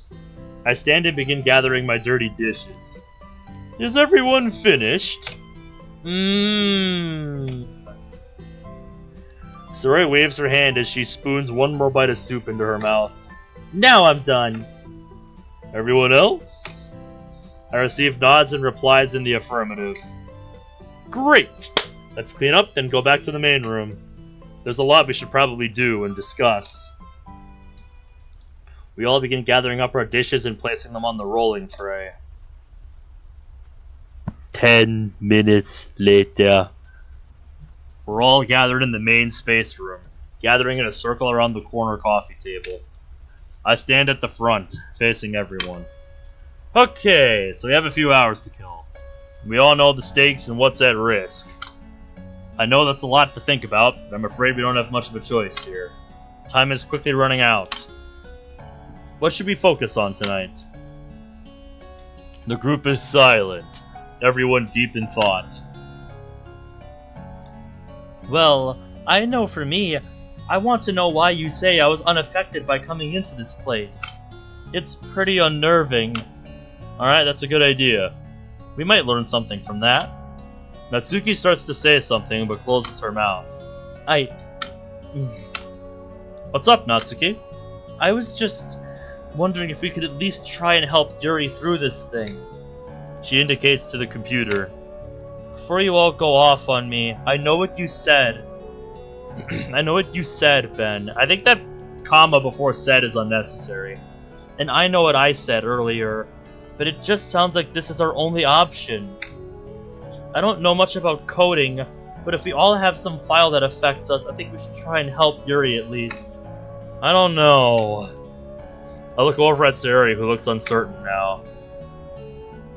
We can at least look at her file and see what's there. I know that's a major breach of privacy, and if we eventually tell her, I'll take full responsibility. But I think, in this case, her personal safety is at risk. I guess that makes sense. Alright, anyone else? We need to try and get into your character file, Ben. You're somehow able to use the console without needing the computer, and that scares me. Me too, but I have a password connected to mine, remember? We have to at least try. Okay, that's a fair point. Anyone else have any other ideas on what we can do? Once more, the room goes silent. After a while, Monika sighs. I don't think we can add anything more to the list of things we want to try and work on tonight. Separation. Niji's voice is a croak, and Sayori rushes to his side worriedly. Shit, you're right. We really need to look into separating me and Meiji. I can't believe I forgot about that.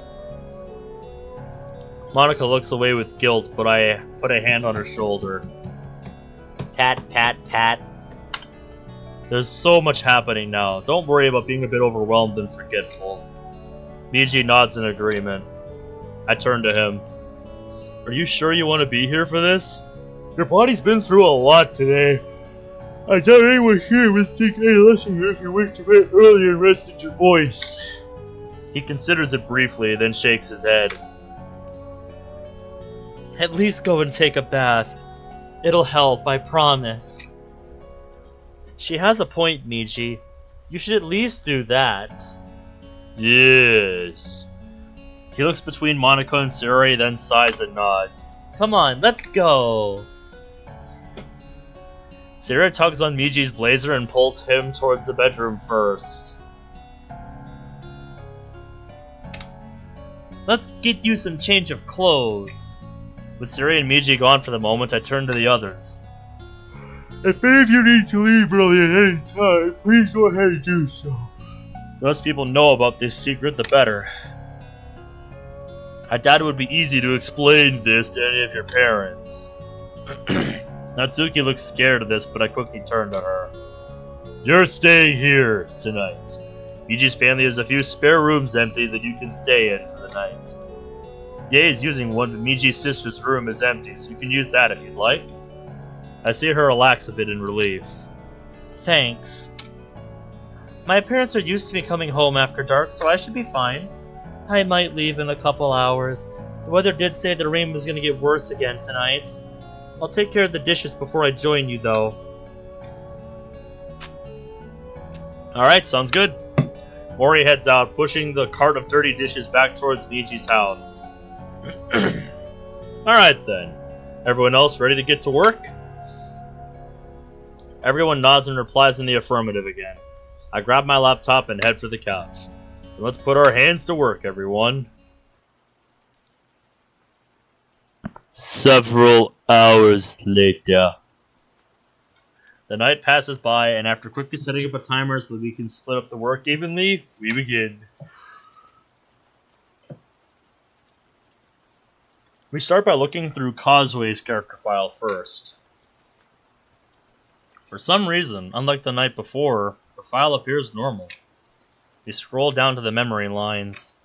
Alpha memory file true, beta memory file not found. Is she not supposed to exist on this timeline? This thoroughly confuses the hell out of everyone. She did say, I think she said previously she was like outside when, you know, the reset happened, and that wherever she was, she wasn't like erased or some shit. I'm trying to remember. With Kozue's permission, we thoroughly scour her file, trying to find anything that might be out of place or unusual. We don't see anything out of the ordinary. Near the end of the allotted time, Meiji rejoins us, looking better after a bath. The timer goes off and we switch to looking at Yuri's character file. Oh boy, this is gonna go well. We look at the values of the traits that contribute to her self-harm, anxiety, and on a whim, jealousy. To no one's surprise, all of these traits have gone up. That S needs an apostrophe before it in ones. Natsuki tries once more to make her case to try and help Yuri through editing her file back to where it can be manageable for the shy bookworm. Sayori takes a lot of convincing. She agrees only if we edit it back to where it was before. Hesitantly, I try, only for the screen to freeze up when I try and save her file. 10 or 15 seconds later, I receive an error message. Frustrated, I try again, only to receive the same message. Yep, they're getting hit with that. They're done getting hit with that.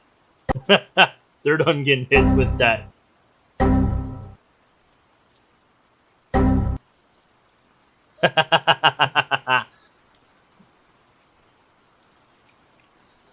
Error 451, unable to save file. Unable to do anything, we instead continue to look through her file, trying to find something that might be able to help us. I'm gonna search that up. Is that a real error? I'm sure it is.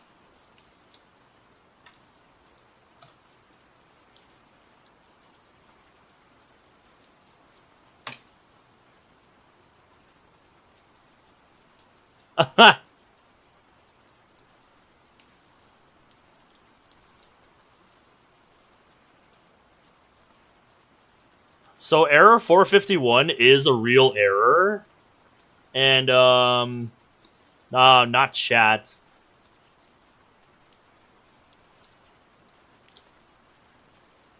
That's what the almighty Google has to say about it. HTTP error 451 unavailable for legal reasons.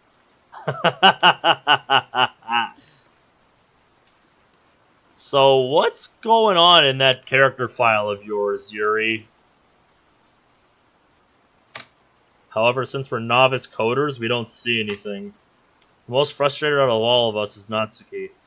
I hear her muttering to herself that she feels helpless. I silently sympathize with her as the timer runs out. It's at this time that Kozue and Mori both decide it's time to head home.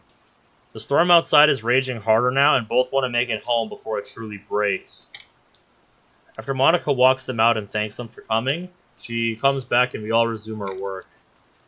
In an attempt to give longer work time to the first two projects, we merge the last two since they're related. At first, attempting to open my character file is as unsuccessful as before. It still requests a username and password. Against my better judgment, I decided to attempt to log in using the various usernames I've had in the past. I already remembered the username my file used since it has taken me 3 times to guess it in the past week.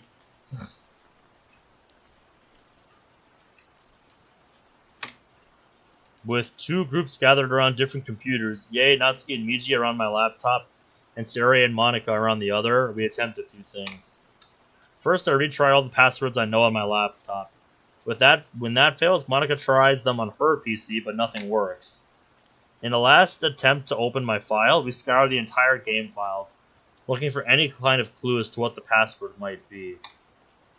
When we find nothing, I'm about ready to give up and try again later when Yae comes up with an idea. She wonders what would happen if we tried logging in simultaneously, each time using the same username and password. I feel like it won't work, but with time beginning to run out, we decide to give it a try. Let me guess, this stupid idea works, because it shouldn't. Almost immediately, we notice a difference in the way both computers act. Whenever we hit enter, both screens freeze for a moment and the modems get louder. On our 6th try, our efforts are rewarded by a window simultaneously appearing on both screens, informing us that the login was successful. Out of the corner of my eye, I see Yae smiling in a triumphant manner. God damn it. That stupid idea worked. She really is smarter than she gives herself credit for. There's no way that should have worked.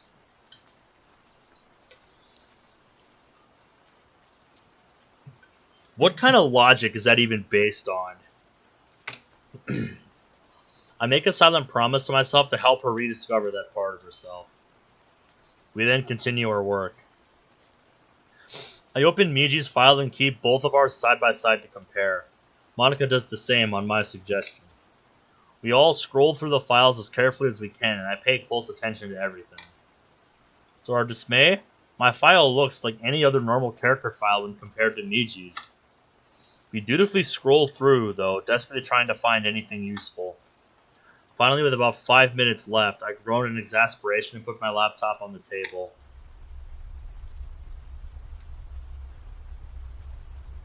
This is so frustrating. A sudden outburst startles everyone, but after a few beats, they all begin to agree. My head hurts! I don't think I've thought this hard since midterms. She did too much think-thunk. Guys, she did the think-thunk too hard. Oh, you're telling me. I can't even wrap my brain around this stuff. I'm not a good student after all. Well, I don't even know where we can go from here. Hey, it's okay, Monika. We at least got something done tonight. She's right. We got my file open and Kozue's looks like it's back to normal. It might not be much, but it's definitely something. We're making progress, even if it's little by little. I noticed Meiji is already nodding off. Well, I feel like we've exhausted ourselves tonight. We ought to get to bed.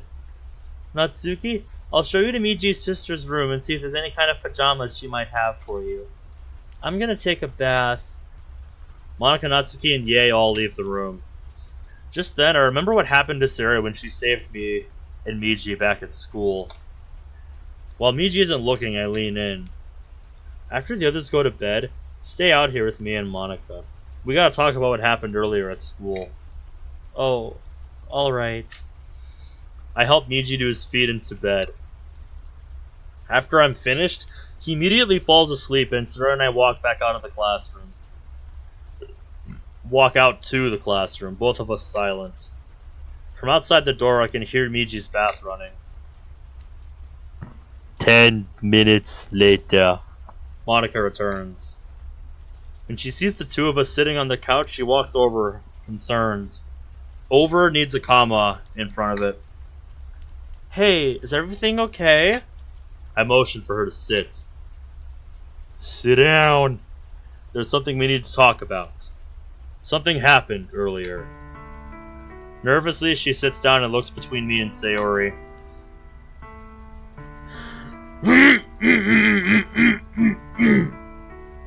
I tell her about the incident between myself and Yuri all the way to Sayori rescuing me and nearly choking again. Sayori then explains what happened from her perspective. It was my fault. I was taking a quick break and watching anime when I looked over and saw the code going crazy. I managed to open the other door to where Ben was and ran out to grab him. Monika goes pale in horror and I feel my heart drop. I started to choke on something, but I managed to pull Ben into the classroom. She rubs her neck absent-mindedly. Monika closes her eyes and clenches her teeth in an expression of true horror. Can tell she's fighting something as she opens and closes her mouth at Sayori's confession. Monika? What's wrong? Monika turns to Sayori, teeth clenched. I'm so sorry, Sayori. I'm sorry for hurting you earlier. I'm sorry for pushing you down when I came back. I never meant it, I promise. I rub her back, then look at Sayori sadly. She tried to hang herself, too. I guessed that. Hey, Monika? Yeah? Please burn that fucking rope. Yeah, that's what you should have done with it ages ago. Monika's taken aback by her use of language again, briefly pausing and looking at her. Yeah, dude, when Sayori drops the fucking F-bomb, you know it's getting real. Hey, how's it going, Germany? Good to see ya. Get it out of here and burn it. Please. Seeing you use it on yourself, I was so scared for you.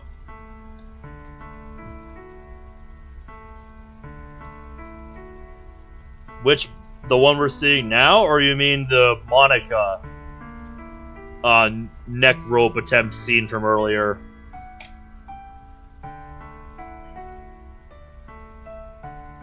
I was too. Monika's lower lip, that's a missed apostrophe. Lower lip quivers. And she covers her face with her hands, screaming out apologies over and over again. I'm so sorry, Sayori. I'm so sorry, Ben. I pull both girls close with Sayori just clinging to me and crying again. God, this hurts to see so much. Can't do anything about this except be there for them as best I can. After another while, both of them start to slow down. I promise. I'll be a better friend to you. Please forgive me. Sayori looks at her with a stern look at first. However, that slowly turns into a smile. Monika, despite your faults, you're my best friend. I wouldn't make a very good friend if I couldn't find it in my heart to forgive you. Yeah, honestly, I expected there to be a bit more of a back and forth between our boy and Monika in that scene. I know how stressful this is for you. Thank you. I know I don't Shut up for a second, okay? You totally deserve it. But can you promise me something else? Anything. Anything at all. Take it easy on Meiji. This involves you too, Ben. Not just that, but it felt incredibly rushed and out of place. Yeah, she did seem to jump to a bit of an extreme there. He's suffering enough as it is. Please promise me. It hurts seeing him like this. Monika and I look at each other, the looks on our faces reflecting that of the other. Guilt. I promise. I promise too. Sayori looks between us. I'm gonna hold you to that, alright? She wavers just then and begins falling into my shoulder. I catch her. Excuse me. I'm extremely tired. Here, I'll help you to bed, alright? Monika helps Sayori to her feet and escorts her to her room. I stand and stretch, the events of the day starting to get to me, too. I make my way to our bedroom. I almost collapse on the bed, exhaustion pouring over me. After a few minutes, Monika shuffles into the room and directly over to me. You can probably argue that it's because of Act 2, but from a story and writing perspective, it doesn't get the intended reaction.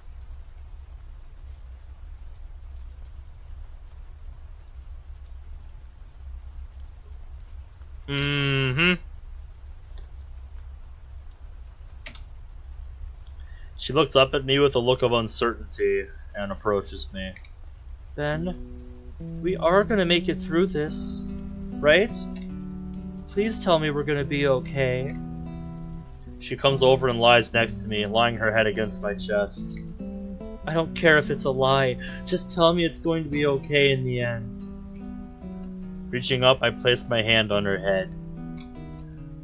Everything's gonna be okay. I promise. I hear her gasp a bit.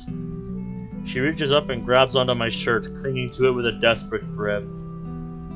I really hope that doesn't end up being a lie. No, Monika, I'm not lying. We will make it through this. I promise. Thank you. I love you, Ben. Please tell me you love me too, even if it's a lie. Please tell me I'm a good person.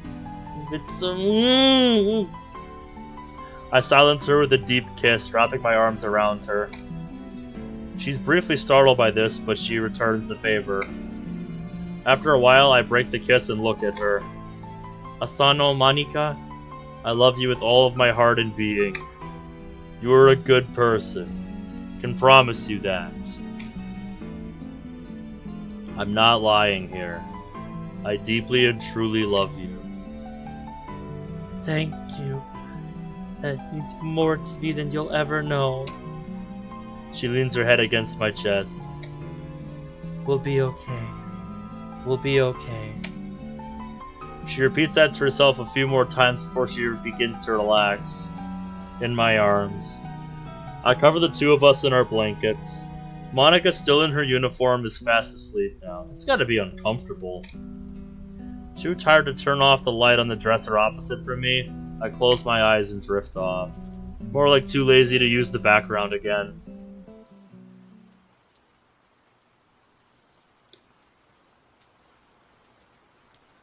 Thursday.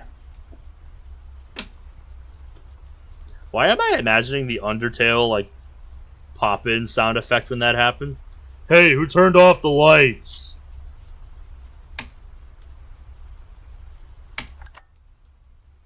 I sit up fast, gasping for breath. I'm sweating and shaking slightly. What the hell was that about? What are you talking about? I look around the room again, relieved to see that I'm next to Monika, whose eyes are open in a flash. Babe? What's wrong? She sits up, putting a worried hand on my shoulder. I take a few deep breaths, take a shot, calming my racing heartbeat. Oh, nothing. Just a nightmare. But we didn't see it! Show, don't tell, game. Show, don't tell.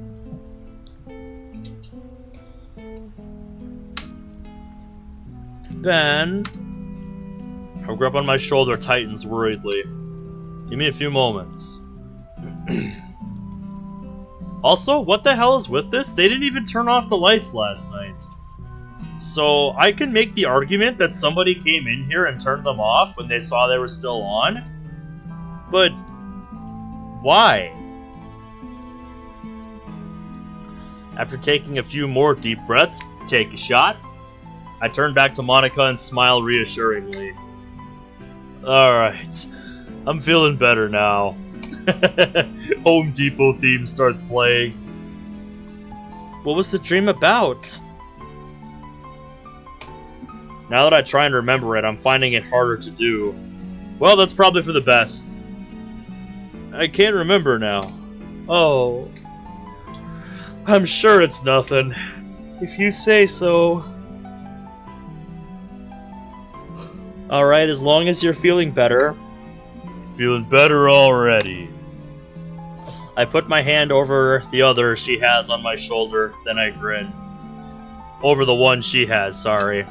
By the way, did you just call me babe? In English? Monika looks away and blushes slightly. It was an instinctive response. Sorry. No, don't apologize. I love it. Babe.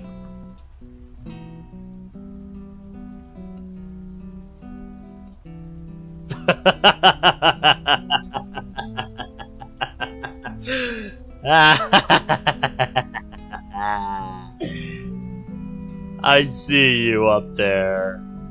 Somebody is not amused. Alright, we'll get back to it now. Why does that keep getting adjusted? She giggles softly. I like it. Good. Just then the door bursts open, causing me and Monika to jump. To my surprise, an unlikely pair of people rush in. Hey, you guys! There's trouble! Natsuki and Yae stop just then, looking between the two of us. I'm sure we're a sight to behold. Monika's still in her uniform, while I look somewhat disheveled. You're both in bed. Together.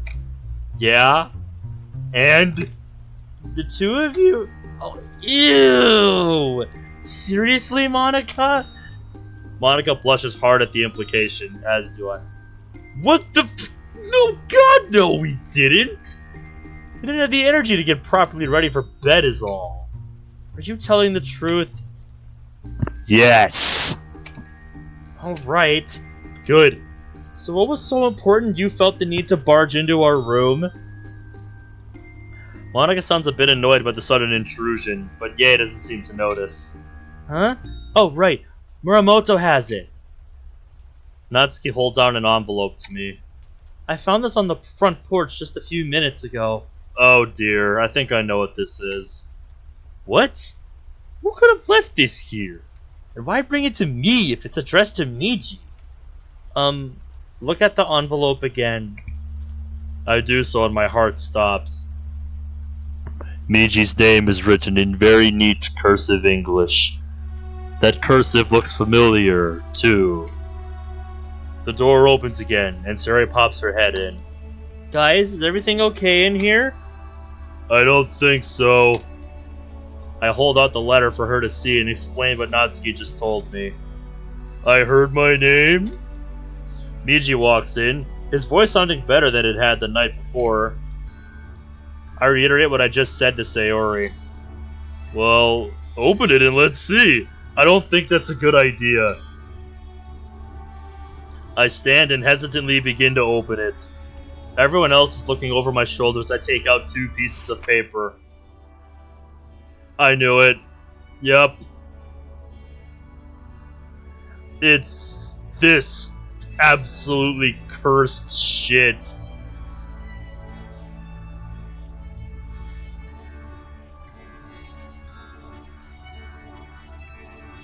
Yeah, I remember this. I like how cursed the music sounds here, too.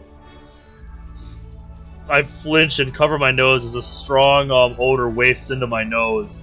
The others do the same, Sayori and Natsuki even gagging. Yae looks at the poem, horrified. Blood. That's blood on there. Yeah? Did you not see that there's urine on there as well? God, it reeks! There's something else on there. Oh, you don't want to know! Oh! Fuck! Monika, Sayori, and Meiji and I exchange a look of fear ourselves. Yae and Natsuki notice this. What? You guys know who this is from? It's from Yuri. Big tit goth girl? Natsuki and I both glare at Yae, who flinches. Great poem. Oh, totally. That it is indeed a poem of all time, Brad, but it is not what I'd like to look at right now. Sorry. Force of habit. Oh, get out of that habit. I'll try, but you're sure it's from her? Yes, Yuri wrote this. It's a dead ringer for a poem she shows in the original game, in air quotes. I don't think you want to know more about this poem. I'll take your word for it this time. No, I don't like that, Zach. What's the other piece of paper? I placed Yuri's poem down on the dresser and unfold the second one. Dude, that shit needs to go in the toilet, not on the dresser. Jesus Christ. That shit's gotta get flushed down the drain. It's a typed out poem, written in English. What does it say? Read it out loud, please. Sure. Oh, this is new.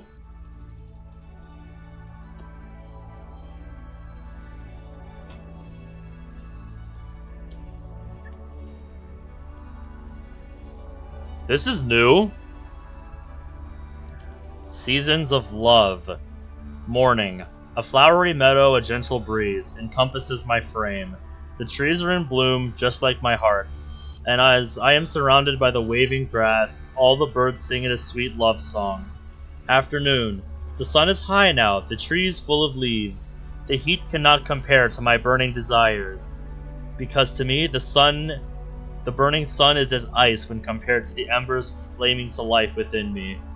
So that's spring, that's summer. Evening. A forest glade of golden hue, with orange leaves upon the ground. The winds caress my body as your presence does to me. The clouds threaten rain, but I do not care. I have you to keep me warm.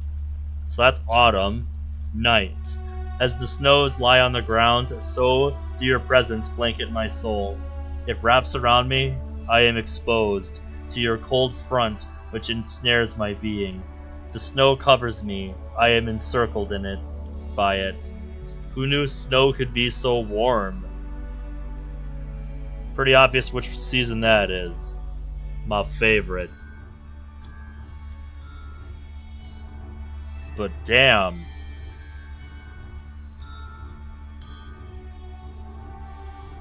Yeah, the implications of this.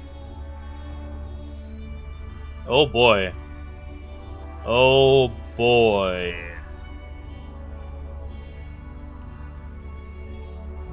Yeah, Yuri wants our boy here. Oh boy.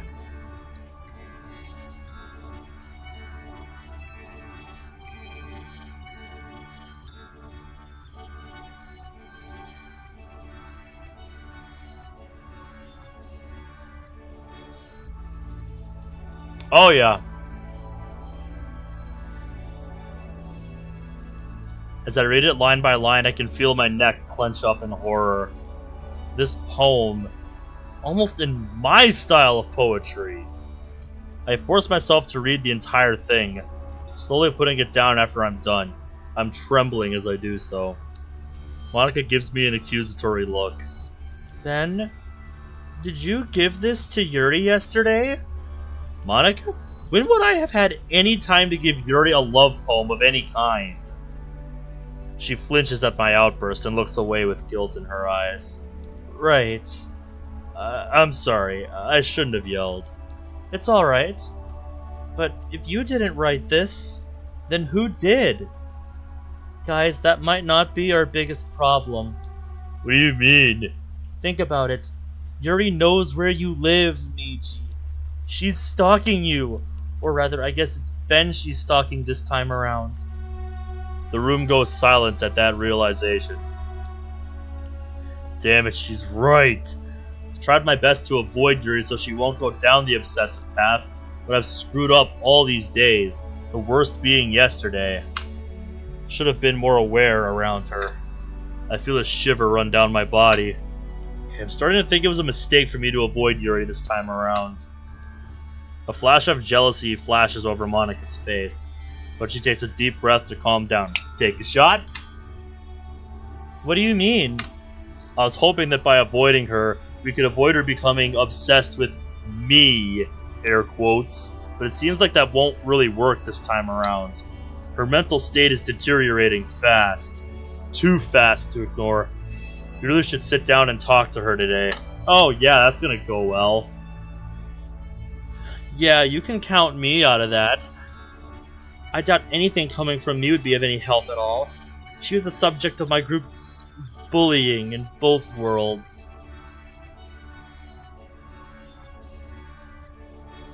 Ha!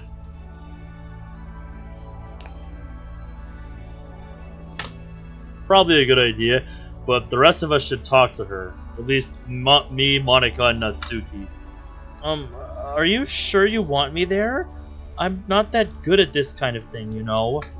Yes, I'm sure. I think the sooner we do it, the better. This isn't something we want to waste time avoiding. Agreed. Hey, Natsuki, I don't think Meiji's phone is your number in this timeline. We should exchange it. Oh, right. They quickly exchange numbers. Alright, great. So everyone keep an eye out for Yuri. Whenever you see her, send a message out to everyone. What about me? You said you didn't want to be involved, right? I can at least look for her, you idiot.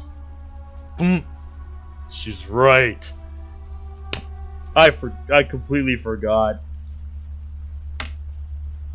Fine. Text Meiji's phone if you see anything. Yae nods. Alright, now that that's taken care of, what time is it anyway? My phone says 6:13. Damn, that's early. Well, no sense wasting time. Why don't we all get ready for today? I assume everyone's going to want a morning shower. Everyone nods in response. Alright, I'll go last. Whatever wants to go first, please do. We have 2 showers, so split apart as best you can. We all begin spreading out and spreading out to get ready for our day. Meiji and Yae head to the shower walls, while Monika and Natsuki head to the new kitchen to make breakfast. We're going to ask Natsuki quietly if she'll be okay working with Monika after what she just learned the day before.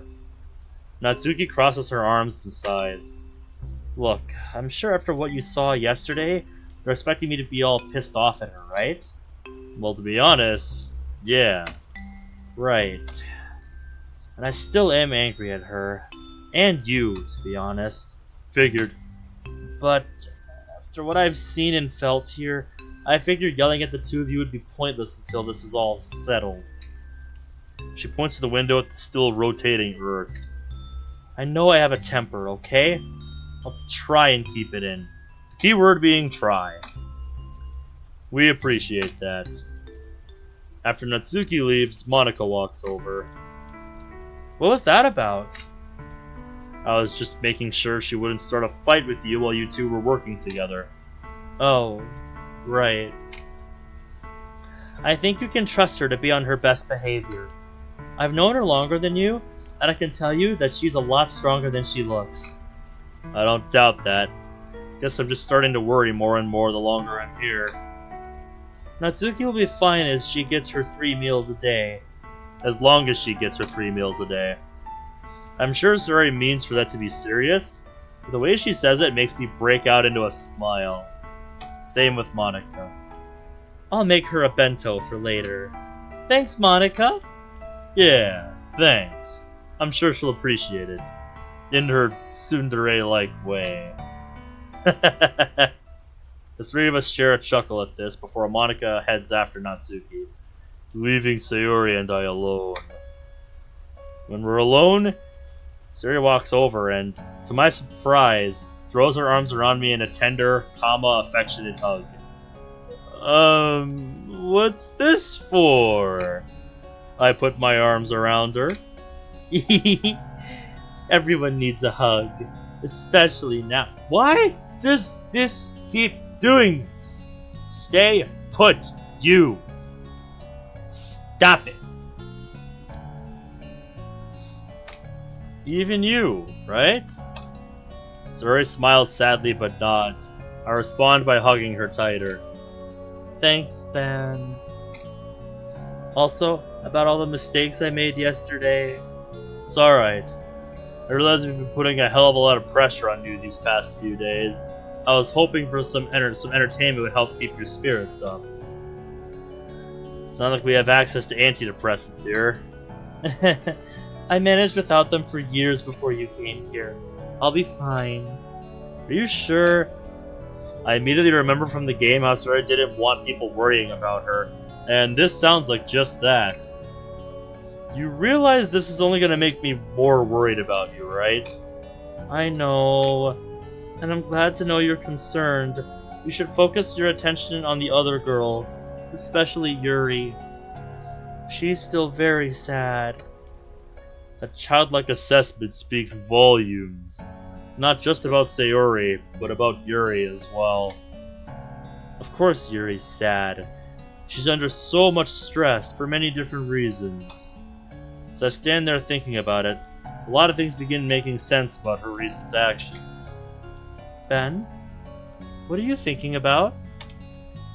Just about how Yuri's stalkerish behavior makes sense in a sad way. How? We break the hug and I sit at the couch, Sayori joining me. Well, you'll forgive me for thinking out loud and using you as a sounding board. What's that? Just someone I can bounce ideas off of. Oh, okay, sure. Thanks. So this is just going off what I know so far. Last week, Yuri told everyone that she lived alone, right? She was very insistent on that. But this week, Monika and I both found out that she lives with her mom, who's suffering from a deadly cancer. Now, from what I can gather, the circumstances this time around are different. Game script or not, her behavior makes sense. How? Literally how? You didn't explain jack shit. You just told us what we already knew.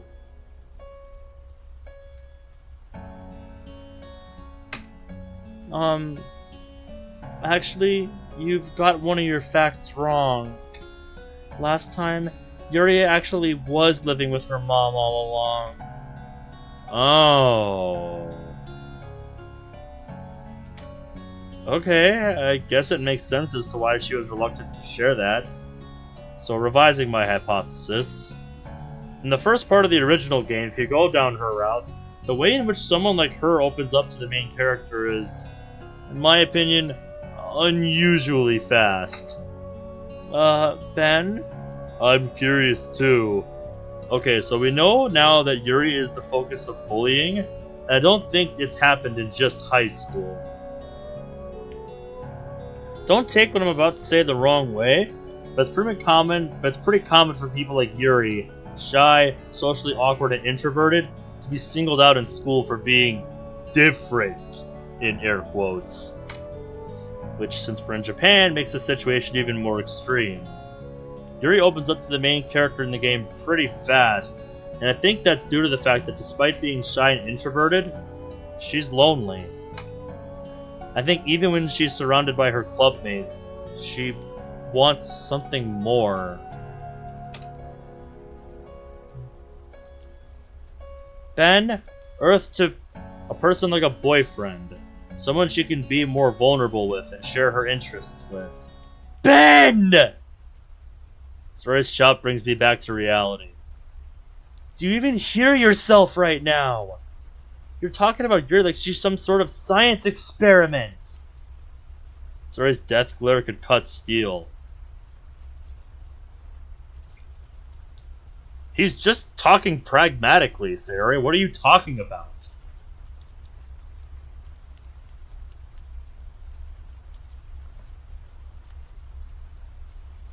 Yeah, that was so unnecessary. Why is Sarah getting upset about that? He's just being real. He's just being real.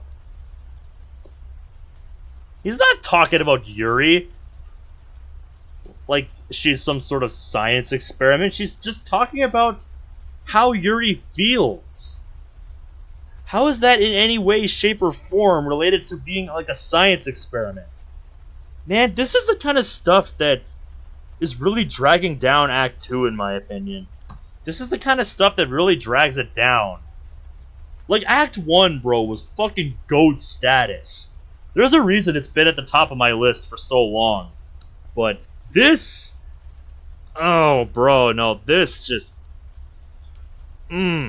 does not come close to matching Act 1's level of quality. Like, that was just so out of nowhere, Sayori. That was so absolutely out of nowhere and without justification. Wait, when did Meiji get here? I didn't realize. When did you get here, Meiji? Her expression immediately turns to that of concern more than anger. Are you alright, Ben? What happened there, man? It's like you didn't even see us. How did I get that disconnected from myself like that? Why are you even questioning yourself like this?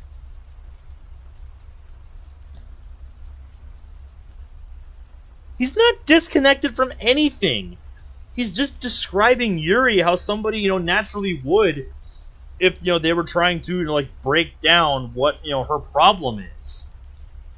That's not unnatural in any way, shape, or form. So for Sarah to call him out like this, and, for him to suddenly question what he was doing, no, none of that should be called out. That is normal behavior. No, exactly, Joey. If you wanted to sound more like an experiment, you wouldn't bring emotion into the equation at all. You hit the nail on the head there.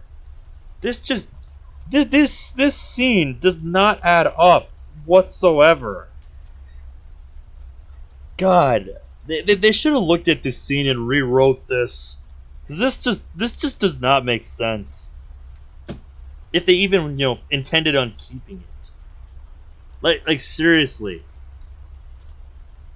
Like seriously, this scene can just be cut and you'd lose basically nothing.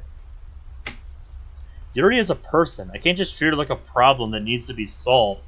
Well, everybody has problems, dude. Yeah. Yeah, Brad, I think you put it best. This is forced conflict. I'm sorry. I don't know where my mind went just now, but I won't do it again. I promise. No, you don't have anything to apologize for, me. Oh, dude, baked bread. That's awesome. But seriously, this scene makes no sense. Thanks for snapping me out of that, Sayori.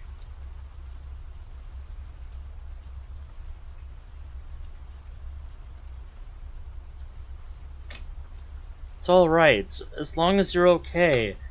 Let's get back to what we were talking about. When you were explaining the game to me, You mentioned that the main character showed interest in Yuri's book during her route, right? Yeah. That reminds me of when I tried to get closer to Yuri. I was interested in this one novel she was reading. I can't remember the title, but it was fantasy. She started opening up, but I think the wine incident shut her down again. Hey, the wine incident from Act 3! I've heard about this many times. Sarah looks away a bit guiltily now. Wine incident? Does this have something to do with what I said last week with my attempted wine joke? She nods. She brought a bottle to the club room one day, and I overreacted, now that I think about it.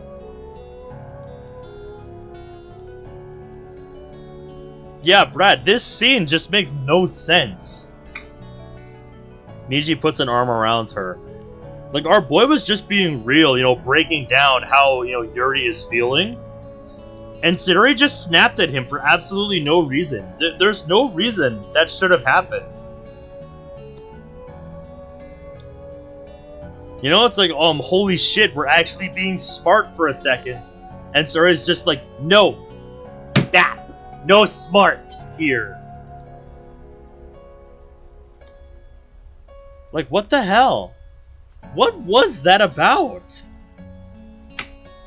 Man, Yuri must be good at sleight of hand. You need an E in sleight of hand.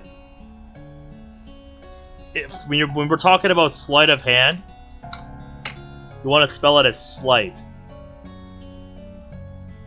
If she's gotten away with bringing these things to school.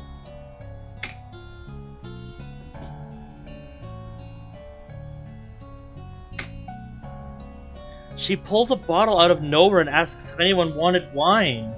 I yelled at her and, well, she was more quiet after that. I think she resented me after that. Can't imagine you yelling at her, or rather, I couldn't have before now.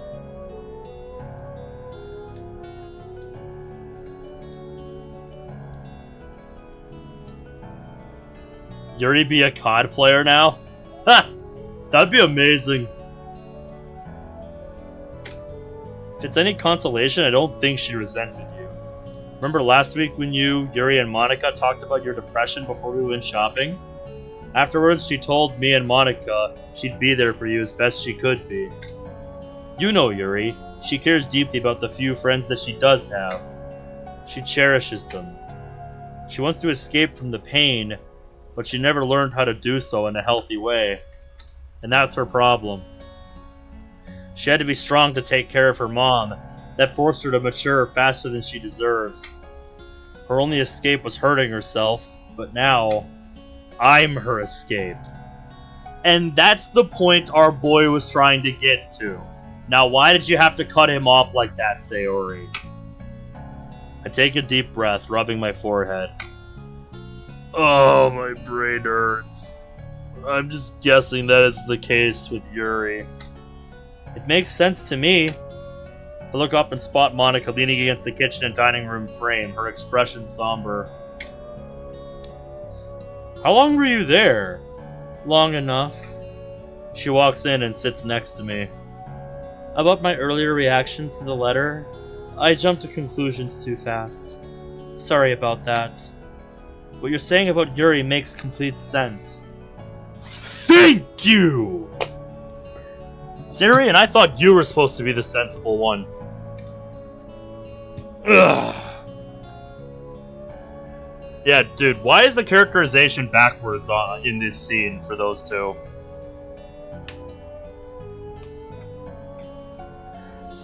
And after this letter incident, we should find her and try to talk to her. Did Monika just pull a Drax?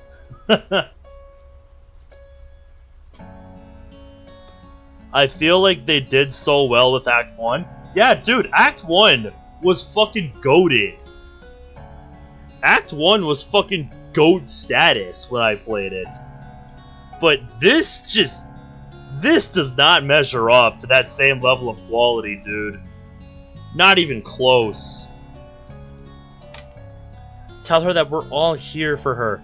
that she can come to us about anything that's troubling her. That's a good idea. Agreed. Also, thoughts on telling her about the game? Everyone goes silent at that, thinking hard. I'm trying to think too, but it's harder to consider all the possibilities. Why not just tell her? Natsuki is standing at the door, arms crossed with a serious look on her face. Look, I get it, alright? I know why you'd be worried about her reaction to this, but seeing her like this, all confused and hurting, it sucks!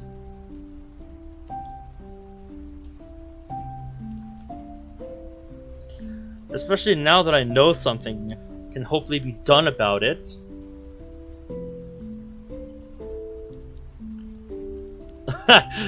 It's alright, Cerberus. It's a long series.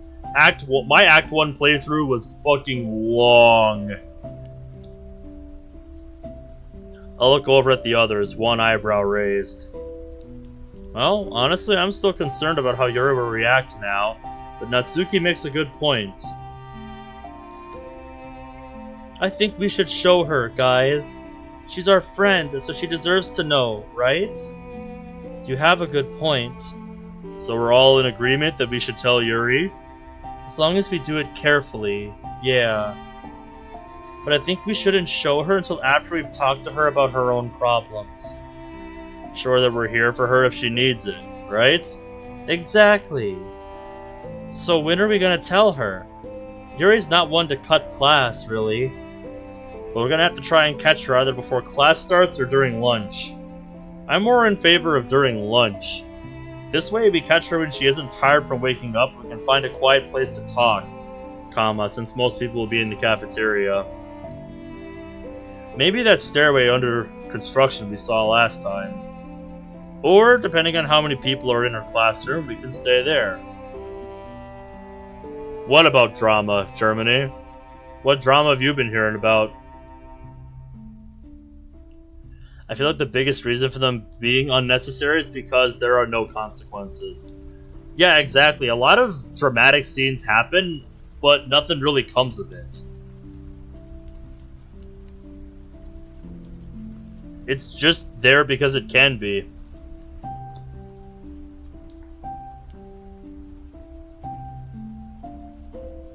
Or depending on how many people are in her classroom, we can stay there.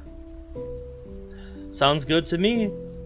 We're all gonna be back together. Sayori's smile seems to lighten everybody's mood, including mine. It almost seems like they designed it that way so that, people making like 30+ minute YouTube videos on it can have something interesting to show in every episode for like thumbnail titles. But it's like, bro, it just gets exhausting after a while. And if that is the case, that's not good storytelling.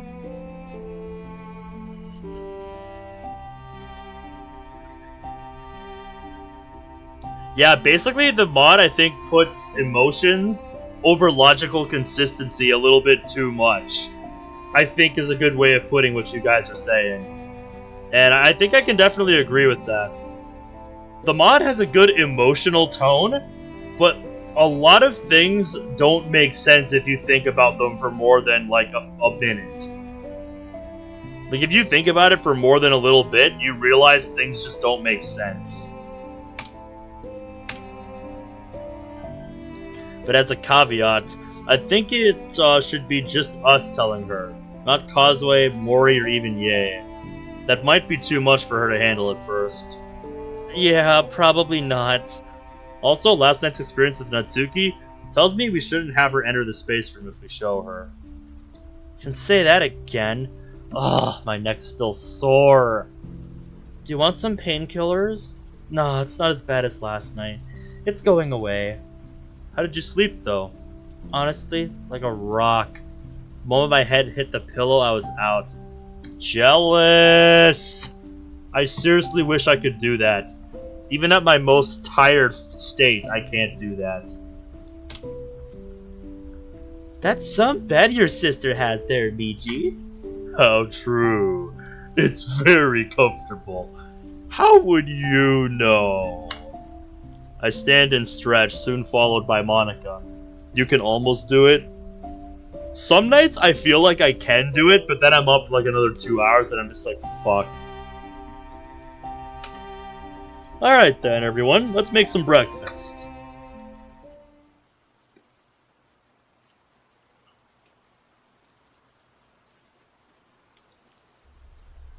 After a rather calm breakfast, I take a shower and come out feeling refreshed and more awake. Monika, Sayori, Meiji, and Natsuki are all sitting on the couch waiting. Natsuki now in her school uniform and holding her school bag. Time for presumably our last meet before we head to school. You took your sweet time. That's because when I get home, my legs have been up for a while to numb themselves to any soreness I had earlier. I know all about that pain, dude. I work on my feet for 8 hours, 5 days a week. So trust me, I know all about that.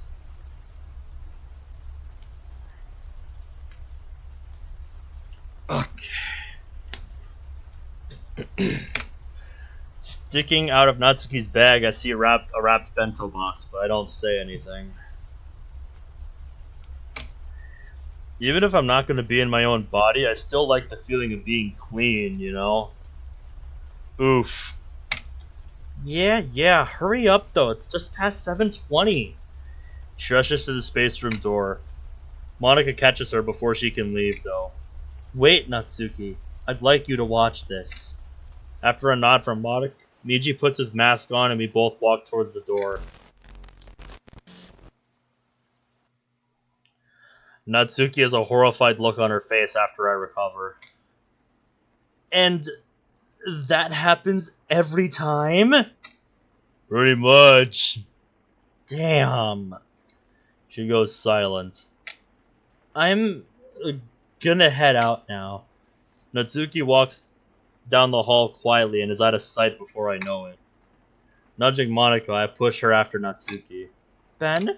Go with her. I don't want her going to school alone. That's a good idea. Are you sure? I trust you to kick the ass out of anyone who harasses her. Now go ahead. I'll catch up. I smoothly brush my hand up Monika's back and gently cradle her cheek before nudging her in the direction of Natsuki again.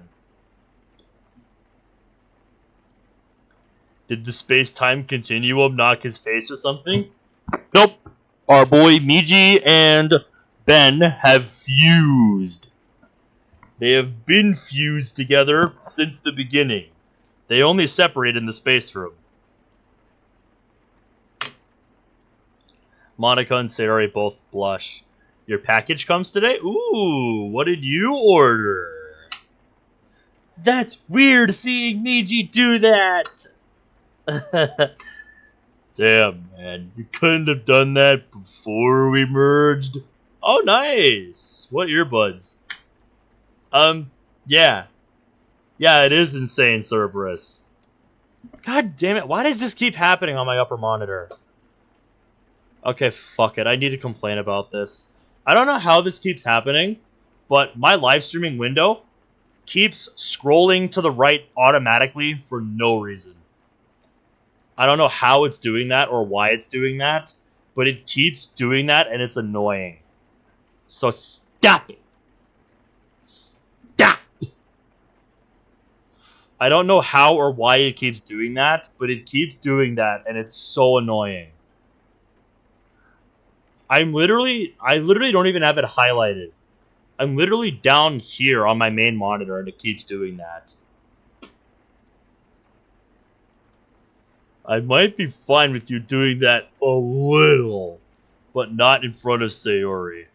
I can run a virus check after stream tonight, but I don't think it's a virus. I'll keep that in mind. You'd better. Go ahead, I'll catch up. Still blushing, she walks down the hall. Natsuki, wait up! I chuckle when I hear her voice squeak a bit in embarrassment. I turn to Sayori. I'll try to keep my hands to myself a bit more. Something just came over me. Oh yeah, noise cancelling is nice. It's fine, just don't let it happen at school. That would make the rumors worse. I make a mock salute to her, trying to lighten the mood. Affirmative, ma'am. Sayori chuckles a little. Well, I'm off. You stay safe, alright? You too. And take care of Meiji. He slept okay, but he's still sick. I can feel it. See you later. I walk towards the front door. Damn, still raining. This is one rainy week. Yeah, I've noticed. We've only had that one brief respite yesterday before the fight. As I'm walking down the street, Meiji speaks up. I know you've probably made up your mind, but is telling Yuri a good idea? You were so against it earlier, but when Natsuki brought it up last night...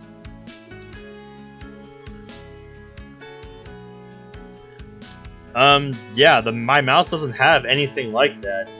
This thing is pretty brand new. That is funny, Cerberus. I know, I was surprised too. But I think we really should. It might make things worse in her mind, but in the long run it might help. Are you sure? Of course not, but I think it's a risk we need to take. Sayori summed it up perfectly yesterday. Yuri is sad. We're her friends. We need to try and cheer her up. Help her out with her problems. And I agree, but in her current state? We probably should have told the two of them last week, but I was too cautious. Honestly, I don't think you were too cautious. Regardless, she's the only one of the club not informed, and we need to tell her. And this is the only time we can be in control of the situation. Every other time we brought someone in, it was a reaction to a crisis. We need to be proactive. I see. Well, if you're sure, then I'll trust you. I wish I could trust my own judgment on this, man. You know what? Since you brought up the fact that it's a virus, I'm gonna pull up Malwarebytes and have it do a scan real quick. Just let that run in the background. Because I did quarantine one thing last scan.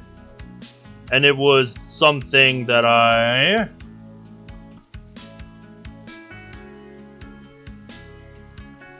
grabbed when I was looking for a way to run the Fruits of Grisaya. I found a better alternative that didn't get picked up by a virus check, so don't worry about that.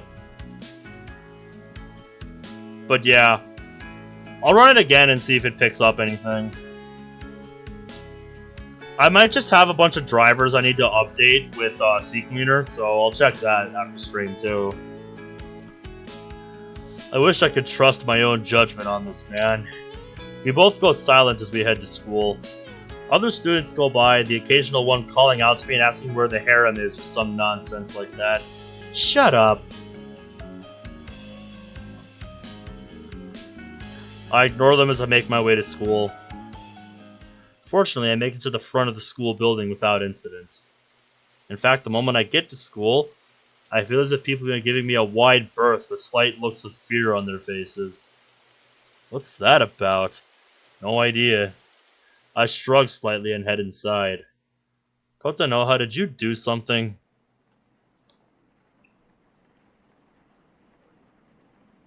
Damn, really had an impact on you, huh? I make it to Meiji's desk and sit down. The moment I do, a small piece of paper falls out of the desk. It's addressed to Meiji, although written in an uncertain English hand. What? Another note from Yuri? Let's find out. I lean my hand down on the desk and open the letter underneath so no one can see. In a familiar hand, I see the following. I used my influence in my gang to put you under my protection. No one should bother you now. I can keep you safe too. Kawahashi Yae. Oh, that's what that's about. Yep, see? Did it again. Does it do that every time YouTube pops up that stupid warning that it thinks my bitrate is too low? YouTube, the bitrate fluctuates. It's fine. Now stop complaining. Because, yeah, my, scan from Malwarebytes just finished, and it didn't pick up anything.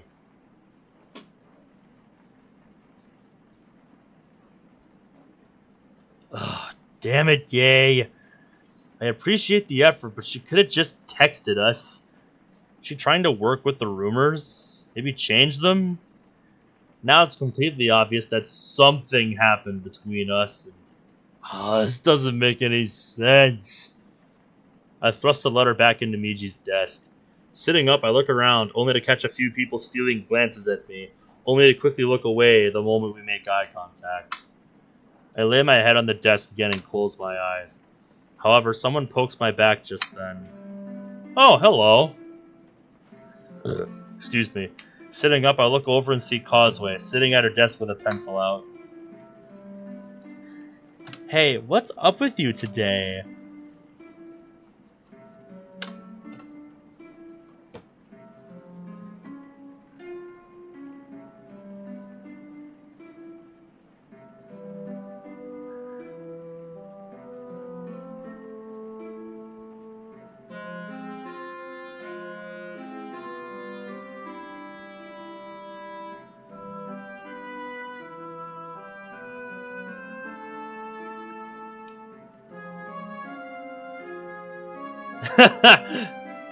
Yeah, damn, bro. C-Cleaner says I have 10 drivers to update.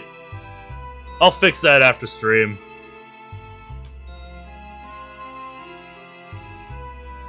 Hey, what's up with you today? I grab the letter again and hand it back to Kozue. She reads it over and I see her eyebrows furrow in frustration. She's an idiot. I mean, in her defense, I think she means well. Yeah, maybe. But while she is proficient at manipulation, sometimes she can't see the obvious. Like, how is this gonna affect you and Meiji? What about you and Meiji? Oh, hi, Mori. Having just walked into the classroom. Kozue hands her the letter I received. After reading it over, Mori sighs. Good intention or not, this isn't good. She basically painted a target on your back. We'll talk about it with her later. We've got more pressing issues. Like? I briefly go over the new plan to tell Yuri the truth later at lunch. Both girls listen with interest. When I'm finished, Mori is in agreement with the plan, but Kozue isn't too sure. I am honestly with Kozue on this one. You sure showing her will actually help her condition now? Look at what happened to Muramoto-san last night. I know, but every time we've shown anyone the space room, it was because something extreme happened. I just want to be in control of how we handle this one, at least. Something tells me it's not going to work. Kozue looks out the window, frowning with uncertainty. Alright, I guess I can see that. When do you think would be a safe time to actually let her in? I hadn't considered that. I know I want her to eventually enter the classroom so she can regain her memories of Sayori and the other timeline, but considering what happened to Natsuki, she might try something worse. You don't say! Should have been the first thing that came to y'all's mind. I bite my lower lip and try to think fast. You have a point. Might have to think about that. We really should tell her about the game. Oh, let me bring you up to date on what happened after you left. Until class starts, I briefly summarize everything that happened. Both girls listen intently. They look concerned when I mentioned how Yuri has become a stalker. Oh no. She's that far gone already? Now I see your reasons for wanting to tell her the truth. I nod just as the teacher walks in and starts class. We'll talk later. I whisper that as I face towards the forward. As I face forward and class begins. Several hours later. The day goes by very slowly, just like every other day. My heart rate increasing with every passing minute, it seems. I know this isn't helping Meiji's sick body, but I can't help myself. I try and calm my nerves down, but I find it harder to do so. I'm so nervous, in fact. that there are times when I have to excuse myself to go to the bathroom. I nearly throw up during these times, but I manage to keep everything inside me. Eventually, lunchtime comes around. I stand up and stretch, trying to look normal as I get ready to head out. I catch Kozue's eye first. She nods at me, probably in an attempt to be reassuring. I look over and see Mori, who gives me a slight thumbs up and a little smile. Grabbing my phone, I shoot off a text to Monika and Natsuki. Everything ready? Almost immediately, I receive a reply. Ready when you are. Natsuki says she'll be here shortly, but she also said we can start without her. Alright, meet you at 3E. I thought it was E3. Okay. I walk into the corridor, nervous as hell. A few classrooms down, I see a familiar coral brown-haired girl closing the door to her own classroom. Our eyes meet. She looks twice as nervous as I feel. I walk over to her and meet in front of the E3 classroom. Ready? No. With that, Monika grabs the door and pulls it open. I respect the sarcasm. Alright, everybody hold on to your butts. Ugh. Everybody hold on to your butts. It is time. The room is completely empty, save one seat. In the far corner of the room, second to last at the back with her head buried deep in a book, Yuri sits, sipping on a small cup of tea. I straighten, steeling myself for the conversation that's about to come.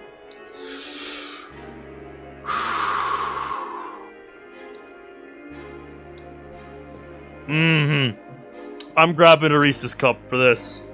I'm grabbing one of my Halloween Reese's cups. I need some munchies for this.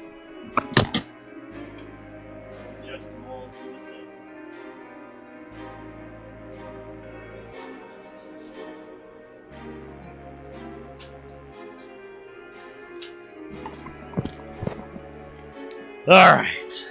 Now I'm ready. This is not gonna go well.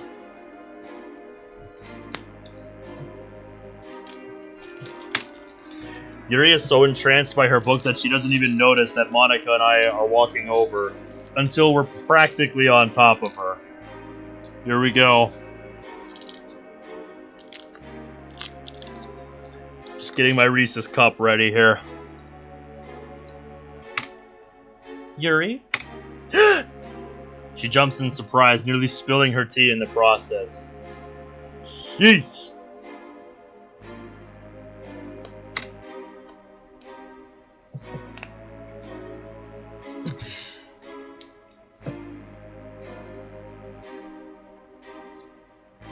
When she sees us, her expression hardens. Hasn't anyone ever told you that it's impolite to just barge up to people like that? Her tone is stern, almost accusatory. I see Monika flinch a bit, but to her credit, she doesn't back down.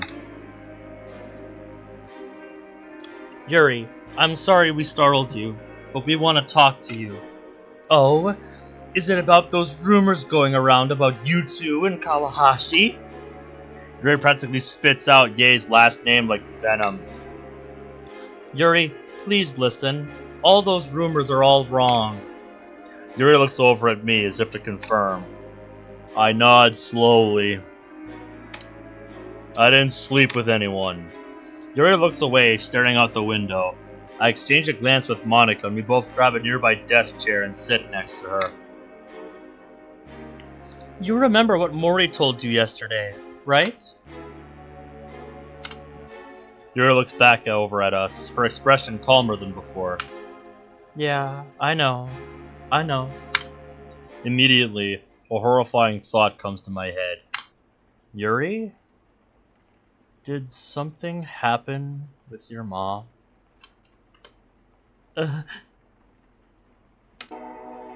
At the mention of Miyuki, Yuri nearly crumbles, dropping her tea and spilling it in the process, and she probably broke the cup. Monika catches her and holds her steady. Mom, she's in the hospital. Monika and I look horrified. Hey, looks like you were right. Looks like you were right about something, Brad. Every 30 minutes.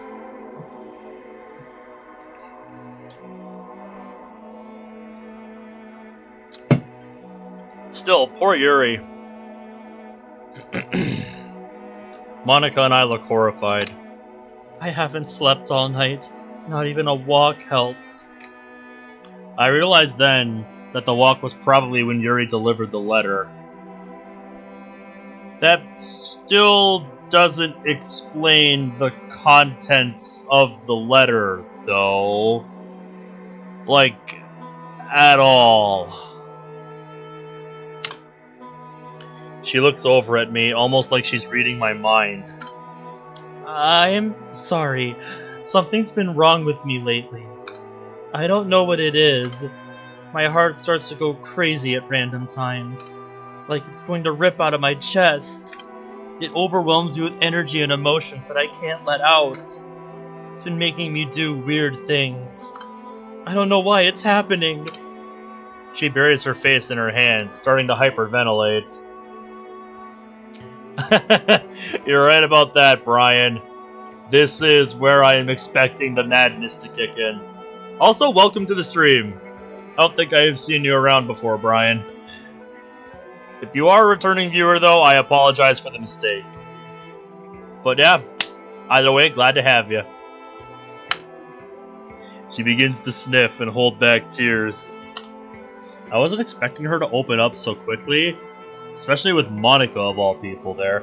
Weren't you just talking about this in the space room, that this is something she would do? Once again, you're going back and forth here, game. Pick one. Yoshika-san, it's okay. You're under a lot of stress, I'm sure. Welcome to the Thunderdome? Oh god. Yuri, Shizu-san, Natsuki and I came here to tell you that we're here for you. Aren't we your club mates? Aren't we friends? Yuri stiffens a bit when Monika mentions Natsuki, but she nods slowly. I'd like to be your friend too, and that's one reason why I came here. I was worried too. It's just, I thought I'd suppressed those parts of me. But then yesterday, I got so upset and angry that She looks up, guilt-ridden at me. I'm so sorry for what I did. I'm so sorry you had to see that part of me. You must mean the argument from yesterday where shit actually got pretty violent. She finally breaks and tears fall down her cheeks. Nothing's helping me calm down. The three of us just sit there as Yuri cries. I move over and put a comforting hand on her shoulder in an attempt to calm her down. To my shock, she puts her hand over mine and pulls me closer, burying her face into my shirt and screaming in agony. Jeez! This is intense, guys. I look over worriedly at Monika, but all she can do is walk over and rub Yuri's back in as comforting a gesture as she can. After a while, I feel Yuri's sobs begin to slow. She looks up at me with a tearful expression. I'm really sorry. It's okay. You didn't hurt me or anything like that. She gets up slowly and reluctantly releases me, but at the same time looks relieved. Thank you. I needed to hear that today. Yeah, I was just saying that, Germany. Really? She turns to Monika next. Also, about what happened in the club room yesterday. I'm so sorry for all of that. This is going surprisingly well, for the most part. It is. A little bit too well. You had to point it out, game. Monika smiles reassuringly at Yuri. Yuri, it's okay. Like Shizu-san said, we're all just trying to be there for you. I should apologize to Natsuki, too. Speaking of, she was supposed to be here to talk to you, too. She was? Despite what you might think and how she normally acts, she was pretty worried about you. I have been acting horribly, haven't I? Yuri slowly stands, a determined look in her eyes. I'm going to find Natsuki and apologize. The door quickly slides open and a terrified Natsuki rushes in, closing the door and fumbling with the lock. That doesn't look like a terrified Natsuki to me. That looks like a pissed off Natsuki to me, game. Pick a lane. Natsuki? What's wrong? Help me barricade the door. Hurry! She starts looking for a place to hide. Suddenly the door to the classroom slides open again. What?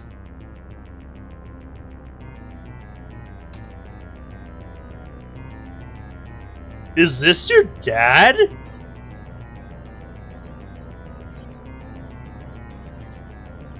This is not how I expected shit to hit the fan. How did you even get in here? This school must have no security at all. This music is peak, though. I'm gonna turn this shit up.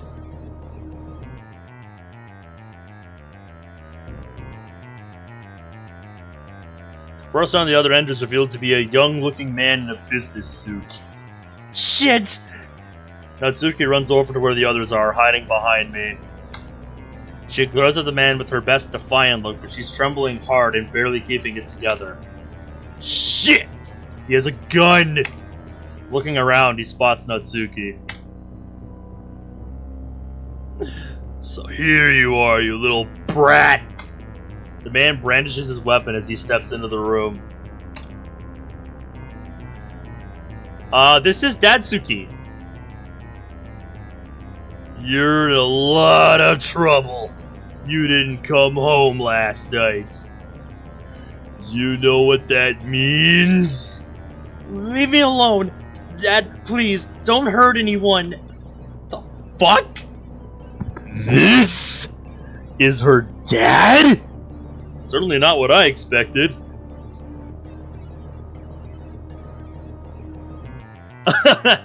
Yep, I guess they did something original because they wanted to add a gun to it. What did you come back to? Datsuki has made his way into the school with a gun somehow. That's what she just walked in on. I briefly glance at the other girls. Monika is frozen solid, her face white as a sheet. She trembles with a look of terror in her eyes that frantically flicks between each of us and the gun-wielding maniac. Yuri, though, she's looking right at me. Then her gaze shifts to Natsuki and then back to the dad. Her dad, you mean. I hear her mutter something under her breath. Now I know where she gets her attitude from. The dad swings his gun and aims it at Yuri in a fury. Fuck you, that's say to me! The fuck's with that look? Is she looking down on him? It's quite apparent to me now where this inconsiderate brat gets her attitude from. We were in the middle of an important conversation and you decide to barge in. What the hell? Where is this coming from? I'll tell you. The script. What? No! Meiji's frozen too. What the hell do I do? Ha! Is that right? He storms over and aims the gun directly in her face, but somehow even this doesn't cause Yuri to flinch. Perhaps you're seeing the gravity of the situation now, bitch. Someone who would hide behind a gun is a damn coward. What is this?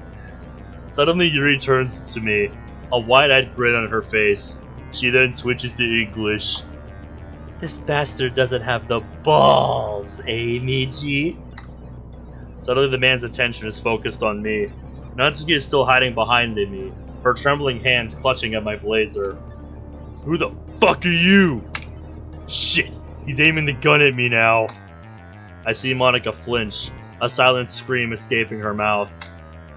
Don't hurt them! They have nothing to do with any of this. You promised Mom that...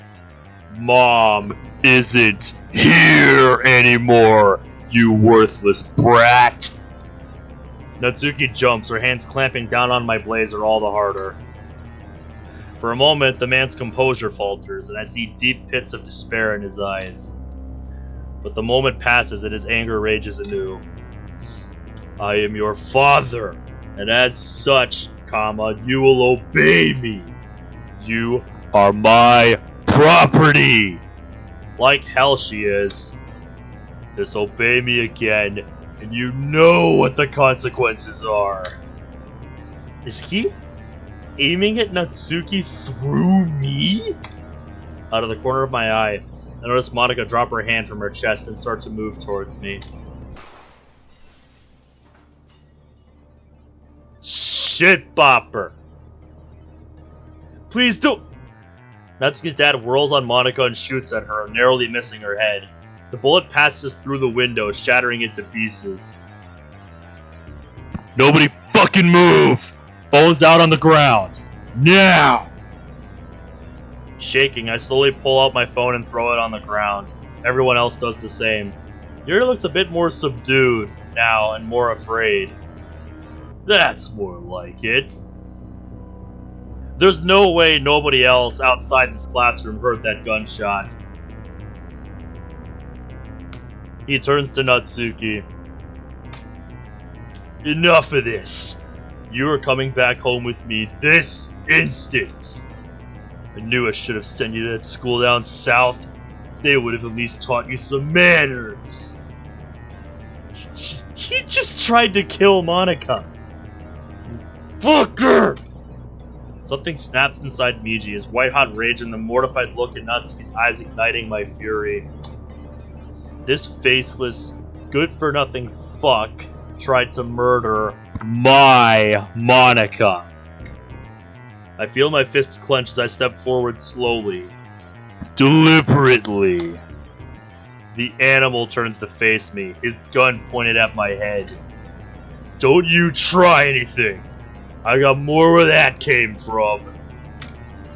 You threaten your own daughter in front of me. You attempt to murder an innocent girl. In front of me? I know that voice. You were the one on the phone. You will not get away with this. You think that simple, pathetic weapon can save you? Heard just about enough of you. You will not.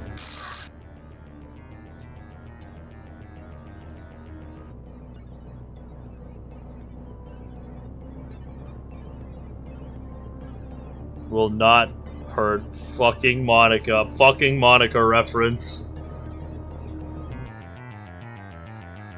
Oh, joyous day. Another creature, another insect to squash, mangle, mutilate. Took me a second. Fuck are you saying? You will meet your end by my hand. Shut up. I can't see it, but I know the console is open somewhere. It thirsts for his blood. Accept your painful end. Gone is the gun, shattered on the floor by my hand.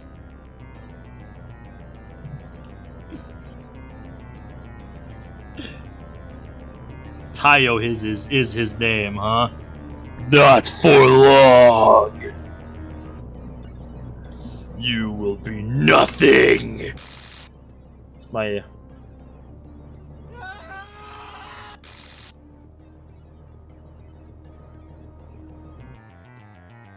I raise my hand and intend to snap, but... He was was literally gonna Thanos snap him out of existence. My head is splitting open. I can't think. Ben! Ben? Out of the corner of my eye, I see Taiyo clutching his own head, gasping, his eyes bulged out in horror and pain himself.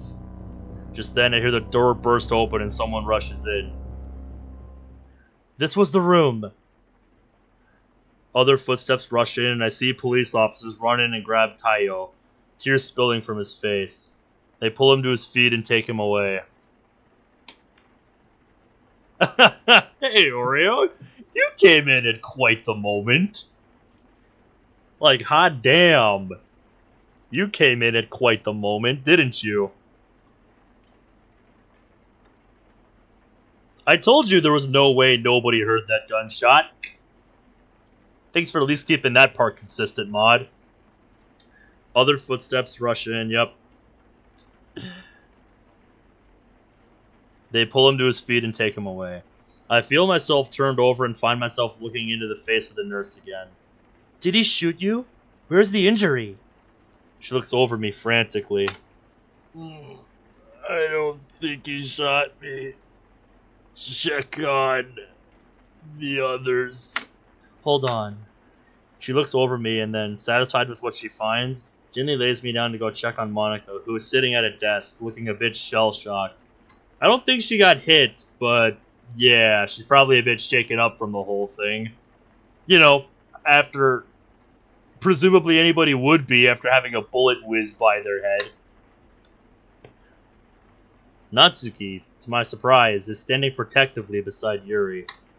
I weakly sit up. Hey, he didn't get anyone, did he? Yuri ignores my question and looks at me with a glare. Who's Ben? My heart stops.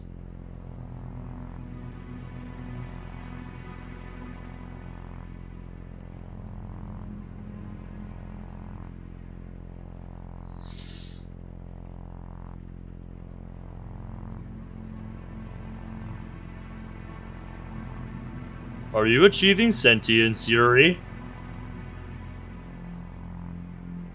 Natsuki's eyes widen, realizing her mistake.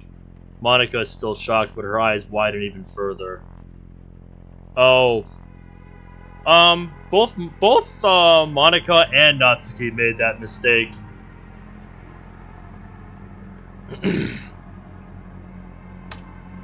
Before I can answer, Yuri gives me an accusing look. You guys are already calling each other pet names, aren't you? My mind screams and throbs too much for me to think of an excuse. Fortunately, Natsuki is a bit more alert and tries to defuse the situation. Yuri, please listen. That's not what... Shut the fuck up! The sudden anger in her voice causes even the shell-shocked Monika to look over, concern and fear in her eyes. The nurse continues looking at Monika over for any signs of physical injury. Please. Yuri recovers and takes a few deep breaths. Take shot. Just leave me alone, alright? All of you. She grabs her bag and walks out. Young lady, wait! I need to look over you, too! The nurse looks between the retreating Yuri and Monika. Think you three can make it to my office? I think we'll manage. Please head there if you can. She rushes after Yuri, calling out after her in a concerned voice. The three of us just look at each other. A mixture of shock and hopelessness painted clearly across all our faces. Monika, think you can make it to the nurse's office? She forces herself to her feet. I think I can manage. She stumbles a bit at those words, and Natsuki rushes to her side, catching and stabilizing her. Thanks, Natsuki. Don't mention it. I slowly stand, using the desk to push myself to my feet. Natsuki takes a quick breath and shakes her head, her feet appearing to diminish. Her fear appearing to diminish. Why did I say feet? Fucking dyslexia, I swear. You gonna be okay there, too? My head is swimming with dizziness and pain, although it seems to be slowly receding. Without waiting for my reply, Natsuki walks over, still supporting Monika, walks over, and puts my hand on her shoulder. Come on, I'll support you. Let's get out of this place. You both need rest. Too overwhelmed to protest, Monika and I allowed Natsuki to support us on the way to the office.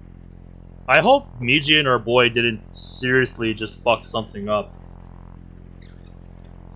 By this time, other students are gathered a little ways away, separated from the classroom by a few barricades. Seeing us emerge, I hear murmurs pass through the crowd. Among them, I see Mori, who looks relieved to see us. When we pass by the barricade on our way to the office, she quickly rushes over and takes Monika, leaving me with Natsuki. What the hell happened? She asks this when we're far enough away from the curious crowd of onlookers. My dad happened, that's what. Those shots? That was him? Yes. Mori looks horrified. Game or no game, I didn't think he was capable of this. I'm sorry. It's not your fault this happened. He's right, you know.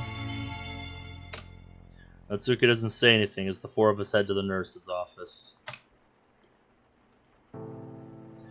When we make it there, Mori takes Monika to one of the beds and gently lays her down. Monika instantly relaxes and closes her eyes. Natsuki carries me over to the other bed, but I stand up straighter and gently push her towards it. What are you doing? You need to rest too. I can tell you're about to collapse. No, I'll be... Her legs give out below her, but Mori and I are both there to catch her. Hush now. Just get into bed, okay? You're probably completely exhausted after that ordeal, right? Natsuki frowns, but doesn't object anymore as Mori takes the reins and places her into the other bed. With no other bed to sleep on, I make my way over to the table and sit, resting my head on it. Are you gonna be okay? I'll be fine. Thanks for your help. Mori sits down at the same table as me. I'm not leaving you guys until the nurse shows up. Too weak to argue with her, I close my eyes. The only sound I can hear is the two girls in the other bed and breathing, and Mori slightly fidgeting in her seat. I try and calm my nerves by steadying my breathing, but it doesn't help much. We made some progress with Yuri, but that progress went out the window with Taiyo showing up. Damn him! What the hell was I about to do? Was I seriously going to commit murder? What the hell is wrong with me? I think, in your defense, you could have made a serious case for self-defense. This dude shot at Monika first. You have nothing to apologize for, dude. Fucking murder. You have nothing to apologize for, dude. I'm serious. That dude shot first, with intent to kill. You, and any reasonable judge, will find that as an act of self-defense. I can feel myself starting to breathe more rapidly, my heart rate increasing and growing louder in my ears. Is that really who I am? A monster with an uncontrollable, murderous rage? No, you are a good man that cares deeply about his friends. And after seeing that, that's only a natural reaction, buddy. Ben? Mori is leaning closer, looking at me with a worried expression. I slowly sit up and swallow hard, trying to calm down. You don't look so good. Oh, shit. I swallow again, trying to get rid of this lump in my throat, but it doesn't help at all. Meiji, I almost killed him.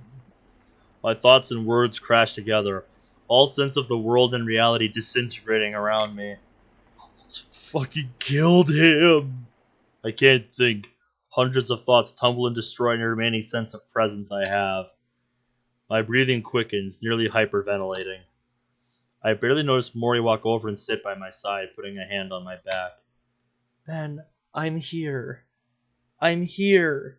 Just breathe for me. Uh, no, Mori. Nothing but everything. A cacophonous silence. An imperceptible scream. I begin to curl into a ball, nearly falling out of the chair I'm sitting in. Is he about to have a seizure? I think Mori catches me, but I can't tell. Stay with me, Ben. Stay. My mind shatters. My heart races. And all I hear is an unending scream.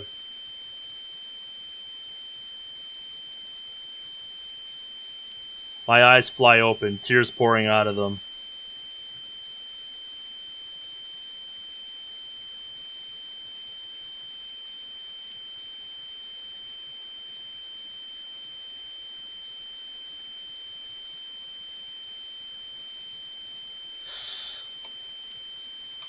I'm curled up tightly in a ball on my chair, one arm wrapped around my legs and the other clamping down tightly onto someone's hand.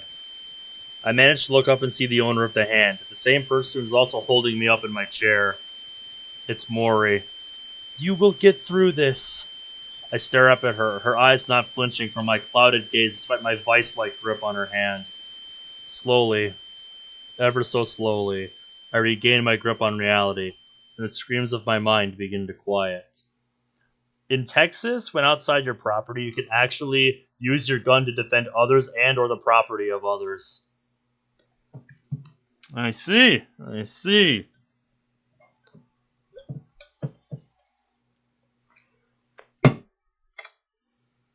Breathe in with me. Okay, Ben? Let's do it together. I follow her instructions, breathing in and out at her pace. It's hard to regain control at first, but it gets easier after a short time.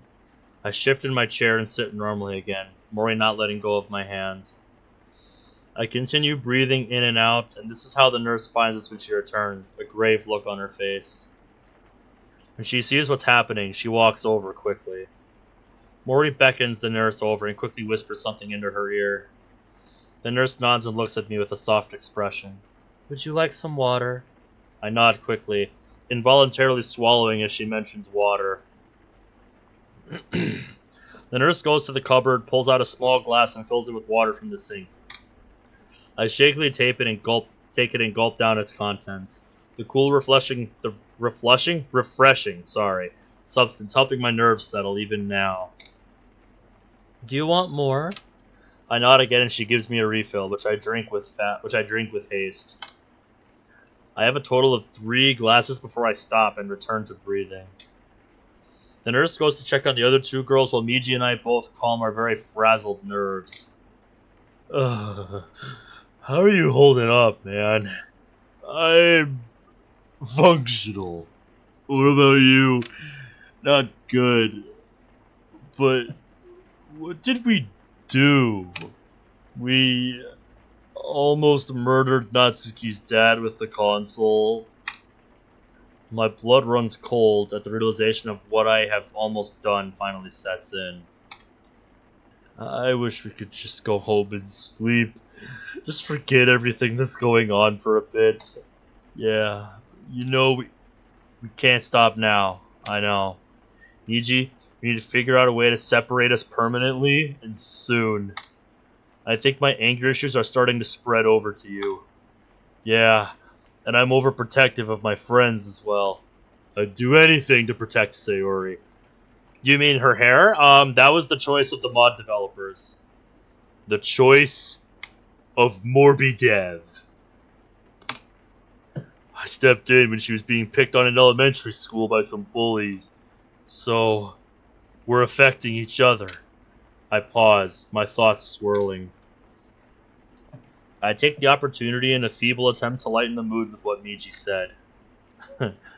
You know, now she's returning the favor. She's the one protecting you. I know.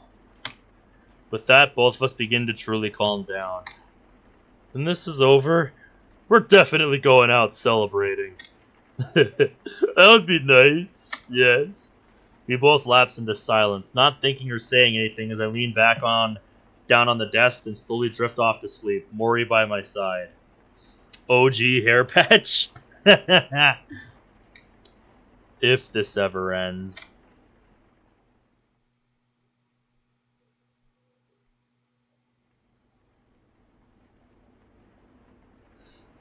Several hours later, I find myself coming to a while later to the sounds of soft whispering from nearby.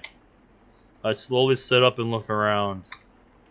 Mori is still sitting beside me when she sees me waking up, moves closer. You're missing a word there. Alright, I think we can turn the music back down now. Hey, are you alright? Yeah, I think so. How long have I been out? About an hour. Okay, 1 hour later.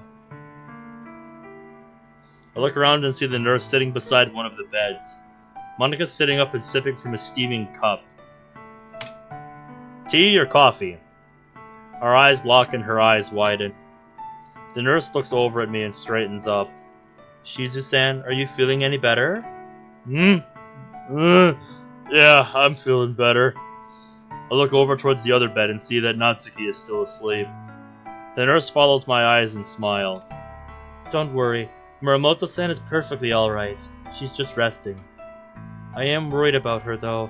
She's incredibly underweight for someone her age. Yeah, you wonder why, after what you just saw.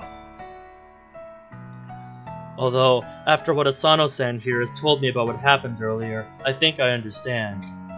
The nurse looks sadly over at Natsuki. Speaking of that, what happened to her dad? He was taken away an hour ago. Yeah, did you not see the cops take him away, you dipshit?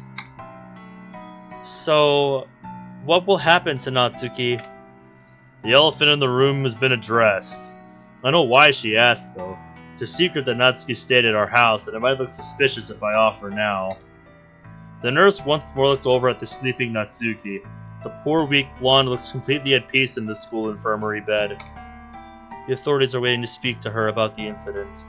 Welfare workers are probably going to find her temporary accommodations, too. Oh.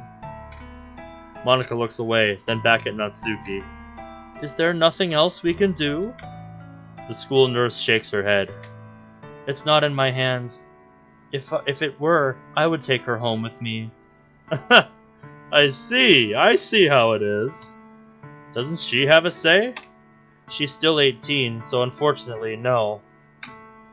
Monika and I exchange a fearful glance. We can't let this happen to her now. Mori looks just as worried as well. What if one of us took her in temporarily? The nurse frowns and shakes her head. That ain't how it works, Mori. They'll probably not accept that unless one of you is family. The nurse looks down, a mournful look on her face. I'm very sorry. It's not your fault, it's the system. It is what it is. We just have to deal with it. Without thinking, I stand up quickly. I'll take her with me then. She's a distant cousin of mine. The nurse looks at me with shock. Shizu-san? She shakes her head. They won't believe you. They'll even look into your family history to confirm this, you know. Officially, I can't endorse what you're doing. It's fraud. She's my cousin. The nurse bites her lower lip nervously, then sighs. You are making this very hard for me. I'm sorry, but please trust me when I say that there's a reason behind this. Don't I get a say in where I want to go? Natsuki's sudden words makes everyone turn to her bed as one. She groans as she sits up. Muramoto-san, how are you feeling? Like shit. How else would I feel if my dad tried to shoot up the school? I feel a bit of relief at her reaction, but my relief turns back to worry very quickly. We don't need this kind of complication now. But that's not the point. Don't I get to say where I want to go? Muramoto-san, unfortunately that's not the case here. You're not legally an adult yet. Why not? I would be in America! Sweetie, this is Japan, not America. I could lose my job and be unable to work as a nurse again if I lied about Shizu-san being family. Oh, come on! Natsuki looks around, frustrated. Dude, she's got a job to worry about. Isn't there anything else we can do? It's not in my hands. She already pointed this out. This is like asking a retail worker to go to the back to look for something again after they just looked there. Or going and asking another employee to do the same thing after you just did that. It's like, asking again isn't gonna change the outcome. Natsuki suddenly stiffens, then takes a deep breath. Take a shot. Hey, where's my dad now? Huh? The nurse looks startled at this question. He's on his way to a place where they're gonna look after the funny farm. Yeah, I guessed that. Can I get into contact with him? Wait, Natsuki? What are you gonna do? Natsuki looks over at me with a grin. There's no way I'm being taken away right now without a fight. I'd rather stay with friends. I understand, but even so, just get me in touch with him, alright? Can you do that? The nurse presses her lips together and inhales deeply, then exhales. I can't, but the people outside waiting to speak to you can. Natsuki suddenly looks nervous, but quickly regains her composure. Muramoto-san? Are you okay? She nods. I'll go talk to them now. You're gonna be okay? Do you want someone to go with you? The frown Monika gives me is telling. Natsuki shakes her head. No, I should talk to them alone. She slowly gets up and follows the nurse out. Once they're gone, I look over at Monika. Are you feeling alright, Monika? She smiles a bit. I'm still feeling a bit weak in the knees, but I'm feeling a bit better. Yeah, that was not something I want to go through ever again. Agreed. Do you two need me to do anything? Want me to grab you something from a vending machine? Did you eat lunch, either of you? No, but I'm also not too hungry right now. Same. That's not good. At least let me get you something to drink. Before we can object, Mori stands and rushes out, heading down the hallway. We hear her footsteps echoing in the now empty corridor outside. Monika and I, now alone, look at each other. I stand and make my way over to her, sitting next to her in the chair beside the bed. Yup. Then Monika lets her guard down a bit, and I see a glimpse of how affected by this she really is. Reaching over, I take her hand. Even in Meiji's, her hand feels small and vulnerable. I give her hand a gentle squeeze. I know. I'm scared too. What happened to you back there?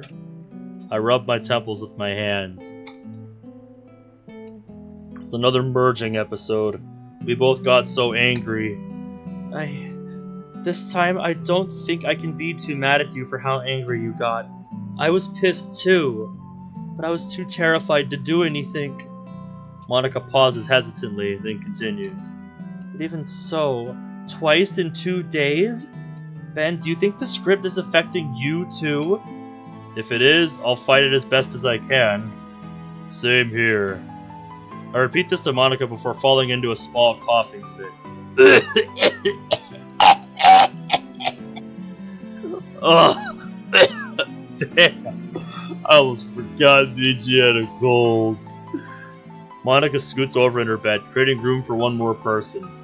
She looks at me with concern as she pats the side of the bed. I chuckle softly and shake my head. I appreciate the concern, but I can't do that. We're still students of the opposite sex. She stops patting the bed and nods slowly. I lean my head against the wall, looking around the room slowly. Eventually I feel another wave of exhaustion overcome me and I close my eyes. However, I don't sleep. Meiji's body won't allow it. I take a deep breath and try to relax my body, but even though it helps, it doesn't help me fall asleep. Ben, are you asleep? I shake my head. Oh, okay. What should we do about Yuri? Do you have any ideas? I shake my head again, trying to save Meiji's voice. Same here. Damn it, we're so close, too. I sigh and nod slowly. Besides me, I hear Monika rustling around in the bed briefly. I screwed up again. I called you by your name, not Meiji's. I couldn't help it. I quietly reach over and feel her take my hand in hers again. I squeeze her hand again. If anyone is to blame for this, though, it's me. I've been letting my anger get the better of me more and more. I don't get why. Ever since I was in middle school, I've had more of a handle on my anger than this. Maybe it is the script then. Or maybe it's just the extremity of the situation. Why is it just now making a violent reappearance? Sounds good, Zach. You have yourself a good night. Is this who I am? Someone who gets violent whenever I get angry? Monika squeezes my hand just then. Then, before anyone else comes back, look at me. Oh yeah, you know all about that, don't you? Game, stop trying to be Doom Guy. Monika's leaning closer and looking into my eyes. You told me we would get through this yesterday. I want you to know that I believe you. And in case you don't believe yourself, we'll be alright. I promise. I smile at her and nod. Smile and wave, boys. Smile and wave. Monika leans back just as Mori comes rushing into the room with 4 identical bottles in her hands. She's got that knowing look on her face. Sorry it took so long. I wasn't sure what to get, so I got you these. The extra one is for Muramoto-san. It's alright, dude. What's done is done. What's done is done, dude. I'm just glad we kept in touch all these years.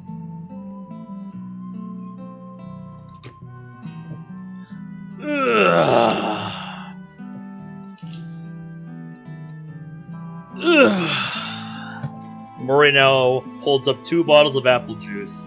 Monika and I each take one of the familiar bottles. Thank you, Mori. Mori smiles a bit and sits down at the nurse's desk chair. You two look a bit better, at least. Thanks. I know I'm feeling slightly better. Mori turns to me curiously, and I give a small smile and a thumbs up. Resting your voice? I understand. You were snoring a bit earlier. An involuntary blush comes to my cheeks as Meiji feels a bit embarrassed.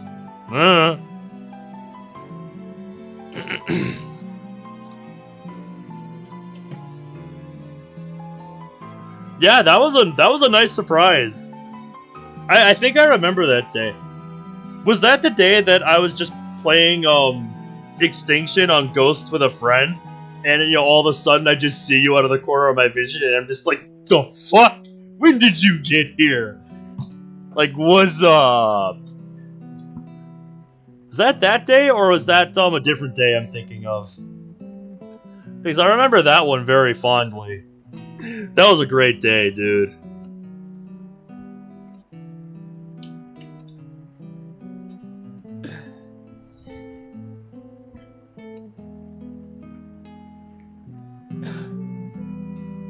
Yeah, I don't remember if it was that one. I know that was the day we went to Mall of America, but I don't remember if it was after you graduated.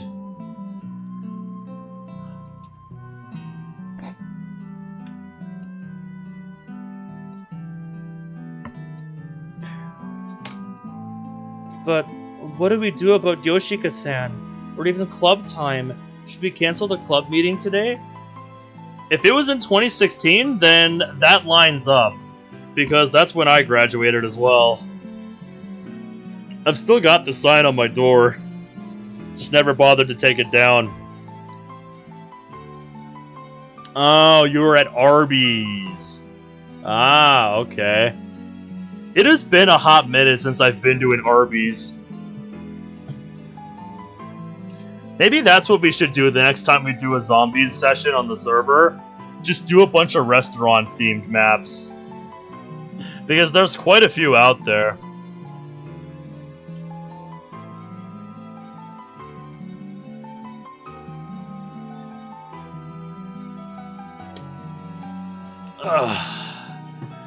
But yeah, like I said, I have not been to Arby's in a while. There's one pretty close to where I live, I just don't go there very often. Arby's is based. I just like Arby's' commercials. Like, the dude that does the voice for the commercials is fucking goated. Brad, what is EA doing now? Monika shakes her head. I don't think so, but I can send out a text to everyone making attending today a voluntary thing. Do you have Game Pass Ultimate and EA doesn't recognize it? Typical EA behavior.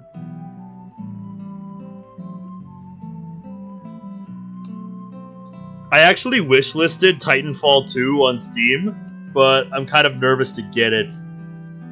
I mean, I wouldn't play it for the multiplayer, but even then, just like, oh, I don't know, dude. Therefore, you can't play any EA game? Oh, that's just fantastic. If no one shows up, that's alright. It can be a safe space where we can all unwind and come to terms with the day's events. If we want to talk about it, we can. Or if not, then we don't have to. I see. Mori rubs her chin thoughtfully. Hey, that's what I do. That makes sense. I'll be there at least. Well, you can if you own them? Yep, I mean, that just makes sense. I mean, I remember a time when we all owned our games. But these last, like, 10-15 years, they have been at war over ownership of games. Because the whole point is to use Game Pass. Or so you would think. But this is EA we're talking about, and EA is absolute garbage.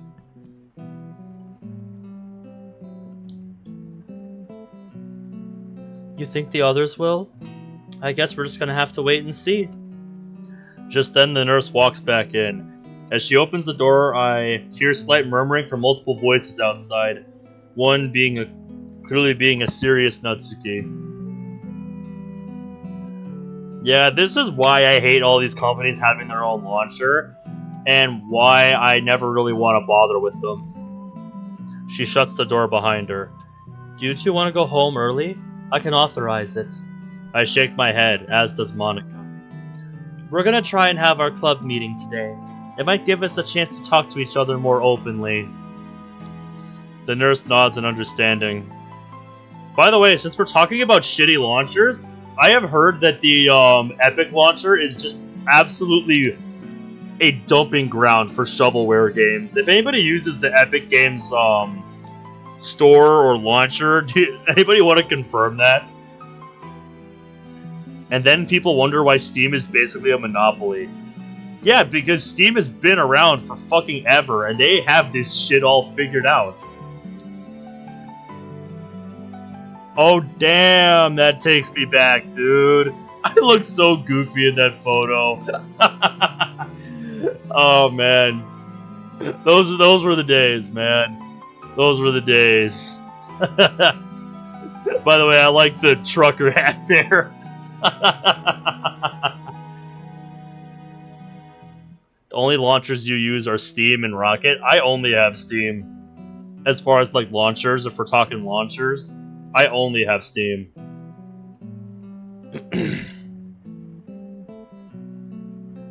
Well, I can't force you to go home, but what I can insist on is that you get more comfortable rest, Shizu-san.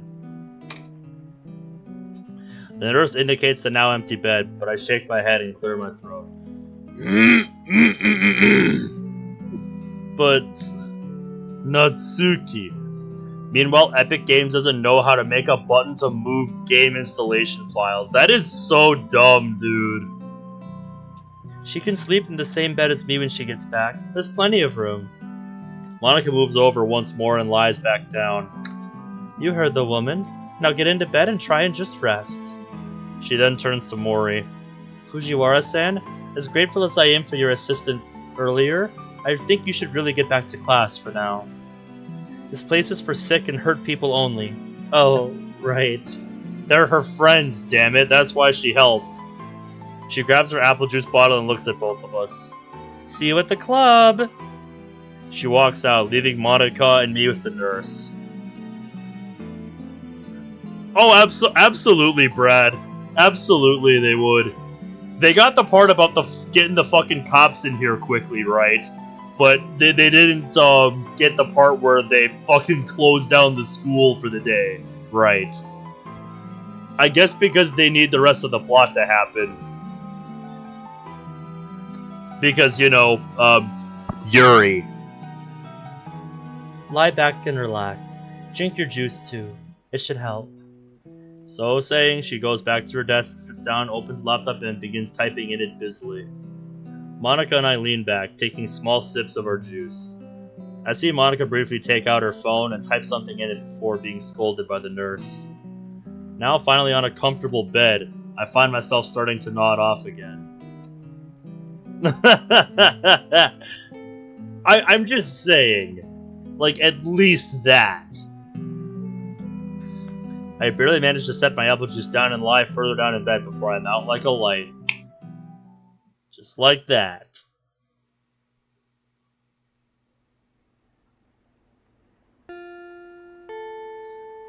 I wake to the sound of the school bell chiming from the intercom.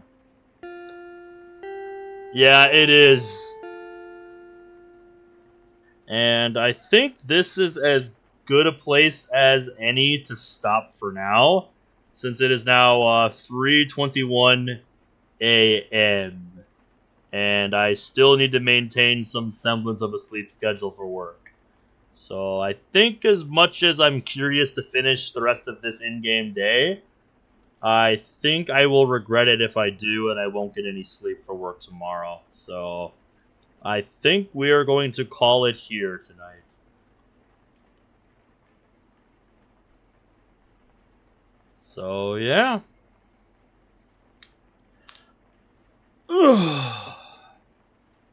I'd say after tonight, this mod is definitely moving down into, like, you know, B minus tier territory. After everything we've discussed on stream tonight. Really, if I'd have 1,000 or more kids running outside the school and going home. Oh, hell yeah, dude. As soon as there was word that there was a gunshot, yeah, nobody would be fucking staying in the building.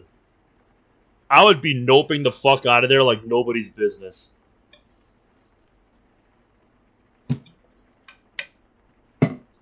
I don't know how Japan handles that kind of stuff, but yeah,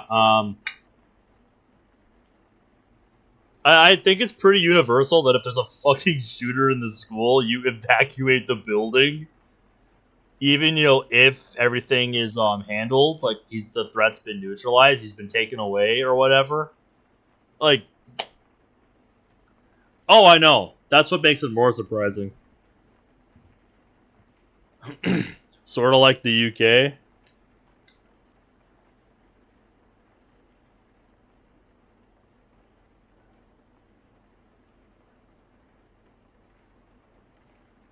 I don't know. I think I enjoyed Act 1 more than Act 2. Yeah, it was very long as well.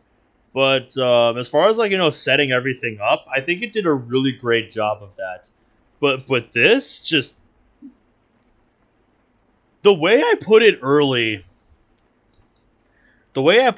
tonight is that I am getting the sensation that this mod really tries to emphasize emotions very heavily, and that comes at the cost of just simple logic and reason, because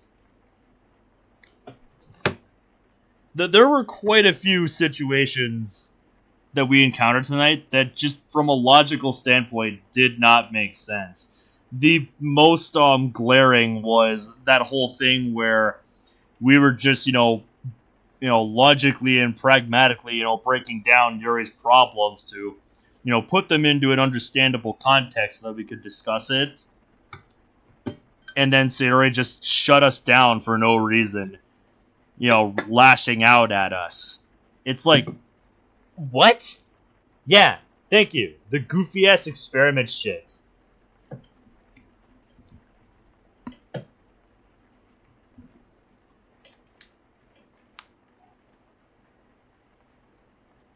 Meiji's literal existence is unnecessary. I mean, I don't think I necessarily agree with that, because Meiji is supposed to be the main character.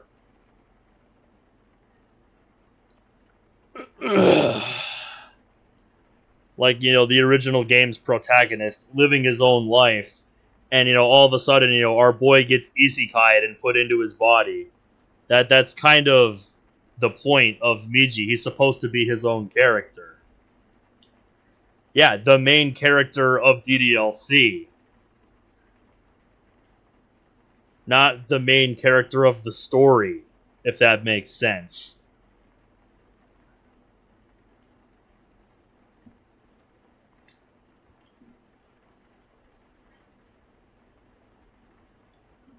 So, I don't necessarily have a problem with Meiji as a character. Because, yeah, you know, he's meant to be a side character in this story. His character's inclusion is just, what is he good for? He's the vessel through which, you know, our boy goes through, and is, you know, able to exist in this world. That, and, you know, now that he's, you know, that he was kind of the first to know that, you know, shit was kind of nuts. You know, and once we were able to communicate that, we were able to work with the Dokis to start, you know, kickstart this whole thing. What did you send in the server, Brad?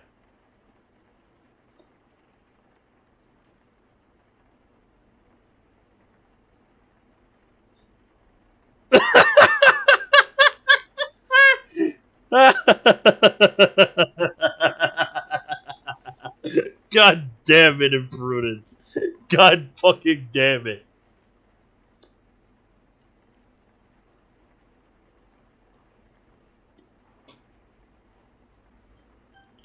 But why create a character called Meiji? I think they wanted to make the world, you know, feel more alive and lived in. I think was the intention. Whether or not it succeeds at that is another discussion, but I think that was the intention.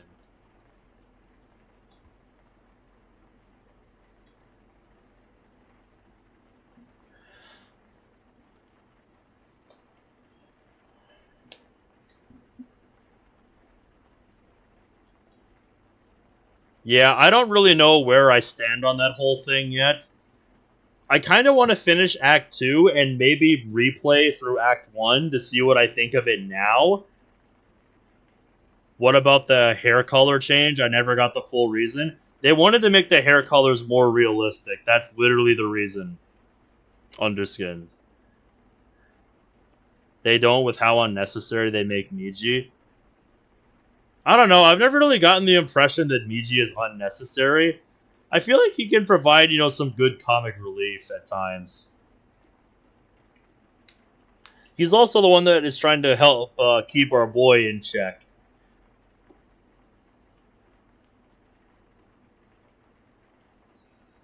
Since, you know, he is basically a prisoner in his own body.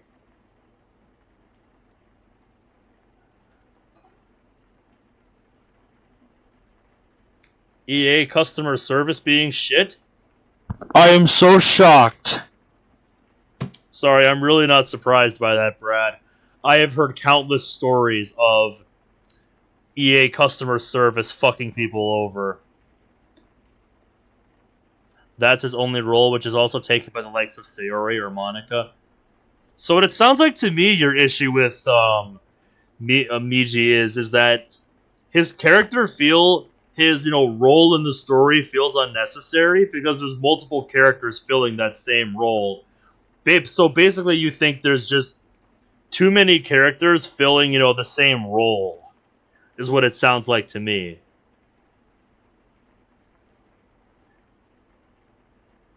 Like the cast is just too bloated. Is that it?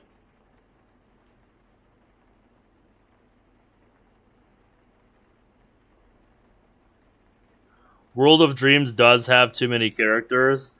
It does introduce quite a few fan characters. Some we know, some, you know, are new to this mod.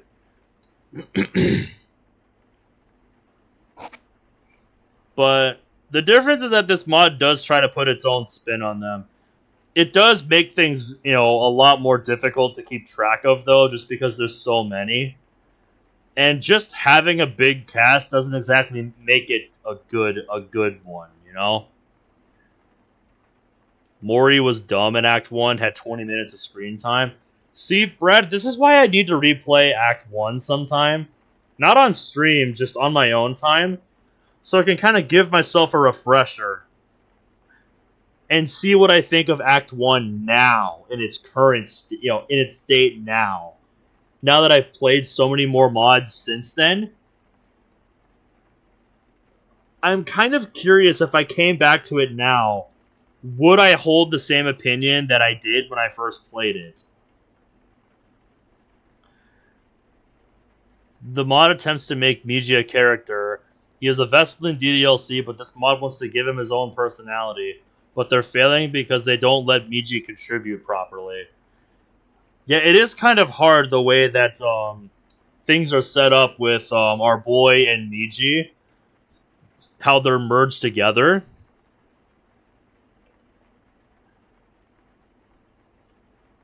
And I mean, they keep talking about permanently separating them, but I'm really wondering if they ever will do that.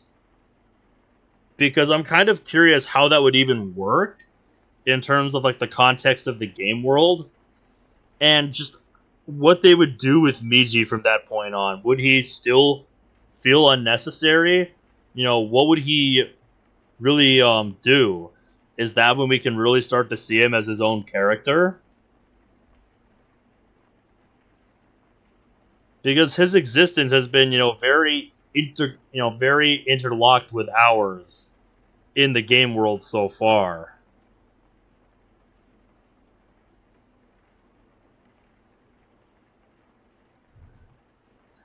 Brad, you said you played it with a friend, and their reaction was that Act 1 was great at the beginning and found it boring near the end. So basically, you think it just overstayed its welcome? I think that's a sentiment I agree with, because Act 1 sure was fucking long, dude. Like there's a reason it took me 7 episodes to get through the entire thing.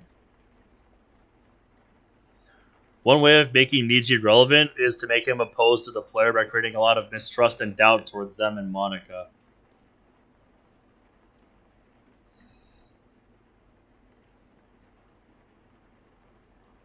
Yeah, Meiji is just a bro.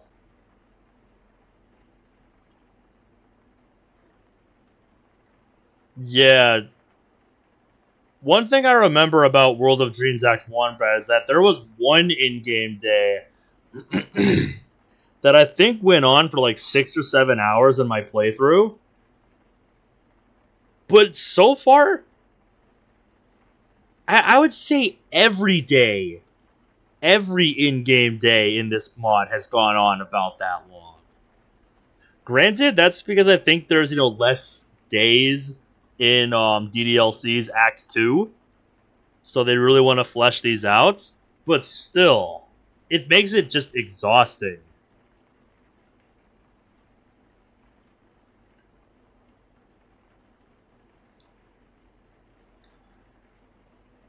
Germany, that's not a question I think I have an answer for at this present moment. I need more time to marinate on that. So I think with that note, I think that's where we're going to leave this discussion for now. Because, believe me, I could keep going on this, but now it's 3:35. So I think I'm going to get going.